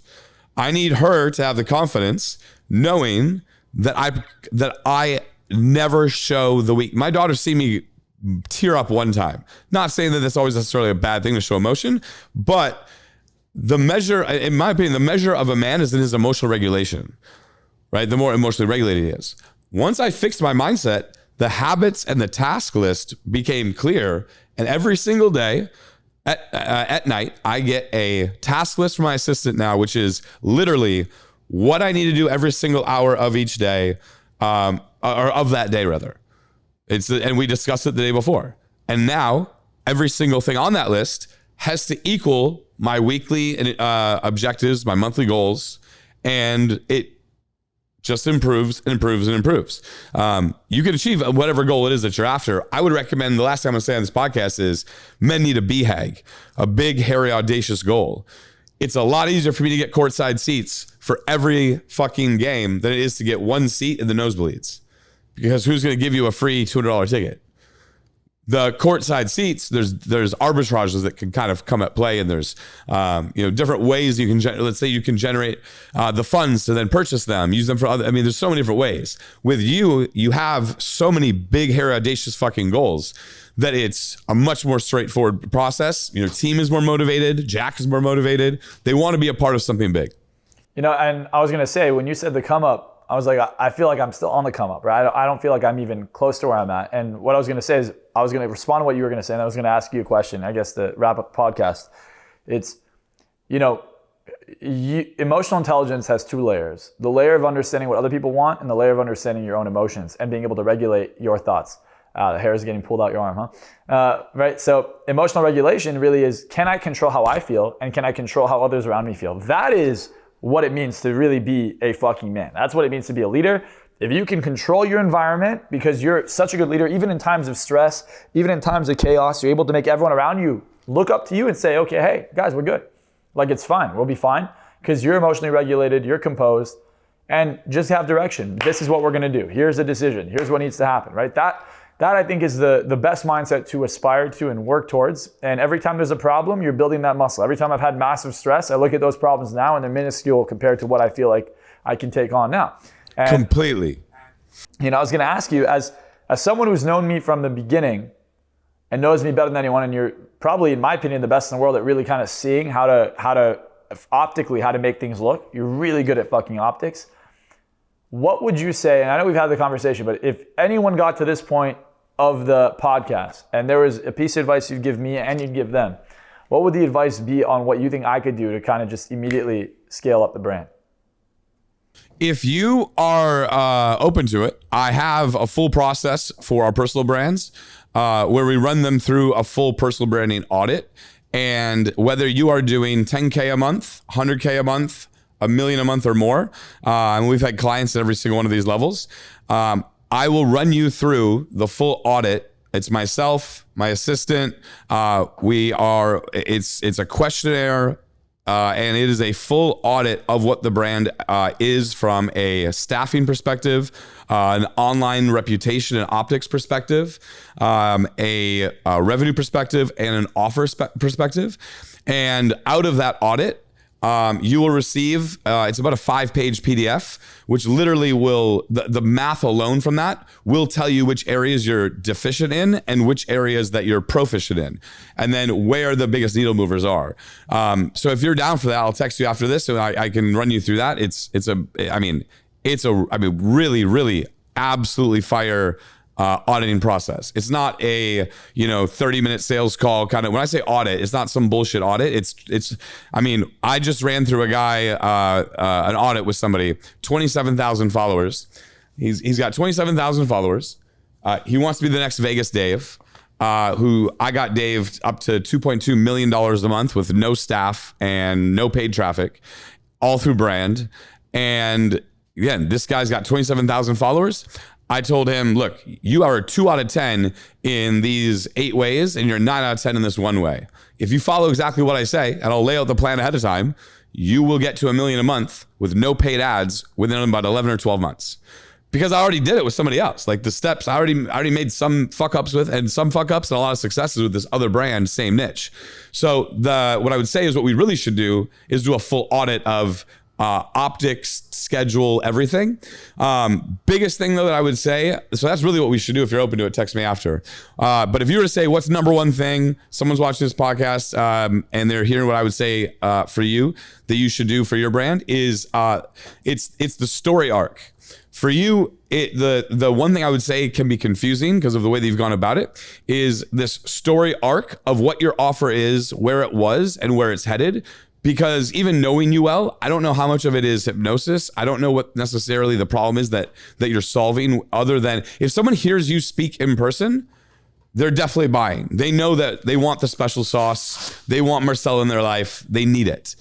But on social media, from cold traffic, paid traffic, or even through a referral basis, and the way that you do your IG stories, there's less of this continuity through your brand. It's you're doing a lot of good things, but there's not this A to Z. You don't have a brand manager. And that then doesn't get transcended into the team culture, into then the sales team, into then your lower level employees, and then throughout your client base. That is by far the biggest thing that we would do that would, I mean, I would argue that we would double your revenue if we just strategize the brand that way. Similar to what we do with Keto Body, Greg O'Gallagher, for example, right? It was a lot of just kind of random photos of him and girls. It was a lot of, it was very chaotic. His brand was very good, strong. But the numbers he's doing right now with a smaller team and his personal happiness was really key with it. He was very stressed out and was frustrated with his brand before. Absolutely crushed it. You take Arlen. Arlen was a kid who was living with his parents. Great kid. I argue my favorite YouTuber ever, really. His eye for aesthetic is fucking phenomenal. But after going through one of my earlier levels of personal branding, I mean, literally the kid's living a life that he never thought he could live financially. I had to motivate him to want to even make money. He just wanted to kind of do art before talking to me. And he's done a lot of great stuff on his own as well. But you take Vegas Dave, you take Iman Gaji. Iman Gaji was living in a 1-bedroom apartment when he first got coaching from me. He asked me, my first DM from Iman, it was, what's your highest level? This is why Iman has so much. I'll tell you what, the reason why Iman Gaji has so much success right now is because the first DM he sent me, it was around 5 years ago. And the DM was this: hey, Luke, love your content. What's your highest, most expensive program? I want to buy it. First, what's your most expensive program? Who sends that? Let alone at that point, he was living in a 1-bedroom apartment in New York, in Chelsea, in Chelsea, London. Then I told him what the price was. He goes, his second message to me, if you double it, then I'll buy it right now. You're not charging enough. And I said, okay, if you're serious. I had no idea that he was, he had somewhat of a known channel at the time. 3 hours later, he introduced me to 2 other men that then paid the same amount. I made more money that day than I ever made in my life from him having that attitude of, what do you charge? It's not enough. Double it so you're more invested in coaching me. And through the coaching with him, it was the Gaji glasses. It was the whole, I threw his very first event through my event system. And now he's gone on to much bigger heights than during that coaching program and what have you. But he was just having he was a course business before he started working with me. Nothing but positive things to say about Iman. But every single thing you see that he does now is based on the story arc concepts that I said would be the thing that I would help you on, or that the advice that I'd be giving you. Does that make sense? Yeah, I mean, I've been looking at my brand and I go, I guess I haven't picked a lane, right? That's the problem. I'm so good at so many things that I haven't picked a lane. And if I want, I could pick a lane, blow up in the lane, and then expand. But don't just do everything at once, because then nobody knows what you are, right? And I'm like, what guy am I? I was talking to Jack even 4 days ago. I said, who am I? Like, what am I? Am I the mindset guy? Am I the hypnotist? Am I the business guy? Am I the dating? What am I? Like, what is my brand? On stage, I'm all of it. It's crystal clear how it all applies. But when you have 90 seconds to let someone know that, you can't. You got to be the guy. Like, what guy am I? You can. It's just, it has to be looked at as how old are you now? 25. You're 25. I'm 36 with 3 daughters. Daughters live in the house. I'm in the city. I travel for the most part, every weekend to London. I'm in New York City during the week. Just the sheer nature of me being 11 years old and having 3 kids, and the experiences and clients that I've had. What I will tell you is, you can be all of those things, but not at the same time. You can convey all of those things, but not at the same time in that video. What you have to start looking at is, what's your 36-year-old version of yourself look like? What's your 40-year-old version of yourself look like? We break that down and small chunk it into 90-second videos, into Instagram grid clips, into, should you be going to that dinner that this investor, or I know the the Guthrie Ranker guys pretty well, right? Who are some of the guys behind Proactive and Tony Robbins and whatnot. It's, do you go to the meeting with them or do you not? I say no to 95% of things. I just told my assistant yesterday, I need a new phone and I want to make sure there's no contacts on it besides like 4 contacts. And she is going to be communicating with most of the people that were communicating with me before, because I don't want to be good or bad at communication. Communication is not a thing that's on the table for me for 37-year-old Luke. It's not a matter of that. It is a systems/communications handled in another way. It's how you would look at the president with his presidential brief every morning, his cabinet and various things. It's the president's in control of many things, but what's his brand? His brand is essentially leader of America. The cabinet is handling the decision. So similar to how I showed you the sales manager process, I think you'd be very fascinated to see how I handle the departments of the PR agency that we have and how they interact with each other and how it all comes together, because it's not just our own brand, it's across the board. So with you, I think you can actually be all of those things. It's just a matter of what's the A to Z, what's the 0 to 100, what's the zero sum version of Marcell? Because if you get into this battle with like you and Jack or other people on your team of, are you a dating coach? Are you not? No, not really. Are you this motivation coach? Yeah, but that's kind of a lame thing as well. It's like, are you a success coach, a business revenue coach? Are you like a crucial conversations? Are you a Bob Proctor? Like, which thing are you? I think that the final form of you is all of those things in your own proprietary branded way that gives people what they want, sells people what they want, gives them what they need. It speaks to different people at where they're at. But to you, it's the 40-year-old Marcell just at 26 years old, and that permeates through your content. And then once that happens, then you'll reach more virality. Then you'll hit more linear TV PR. Then it's the airport book of Marcell, your version of Subtle Art of Not Giving a Fuck that's in the airports. You know, I think that's really something that isn't something to go away from, because I see it very clearly in my eyes how you achieve it, because you have the actual results and power to put behind it. It's only that strategy of how to do it. Yeah. Well, I'll text you after this and we'll go into it. And then also I have something for you that I want to give you. I think you'll like it. If you have 15 minutes a day, I know you haven't like been hypnotized by me directly, but this is going to be like dramatic for you. You should listen to it, and so should your buddy. And I think it'll be like insane. Absolutely. And if you're open to it, he's sitting right over here we don't have time now, but if we can schedule a call, if you can do it, if maybe we do a version of this where he's on the call as well. I don't know if it works as well over Zoom. Maybe we have to fly you to New York and come to one of our events or whatnot. But if you can do it over Zoom, if we schedule this, in the next few weeks. Thank you for being on my podcast. If there's anything that you want me to do or help for you and shoot for yours or any of that content, let's do that together. I know we've known each other a long time. Brings back a lot of nostalgia. I get a lot of the feels just seeing your amazing face and your positivity, bro.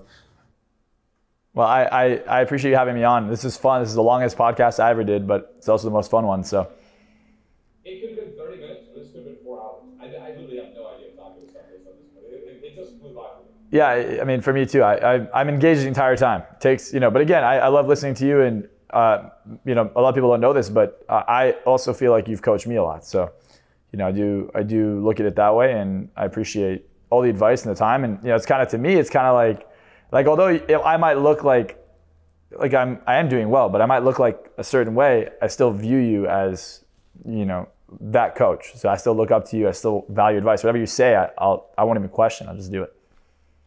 Yeah, look, I mean, I think the last thing I'll say about that is you could end up being 20 times as financially successful or as well known. I have coaches. I have people that coached me that I'm far further ahead of, that I still listen to their advice because of the timing and the way that we met and the value they gave to me in that period of time. And it almost like locks in the respect level and then the long-term loyalty, if you ask me, which is why, any friend that I have that says anything, or any person that says anything negative about you, or would say, I mean, not that it's that often or whatever, but would bring up anything, it literally lands like a cement wall. I literally don't care, don't understand. Like, it's just an irrelevant thing to me because of the conversations, the memories, and the times that we've helped each other. So thanks for being on here. Thanks, Jack. I haven't seen Jack in a long time, so I'm glad that he was able to be on that side. I'm a big fan of Jack's. He's walking. I'm a massive fan of Jack's work. Here. Hey, Luke.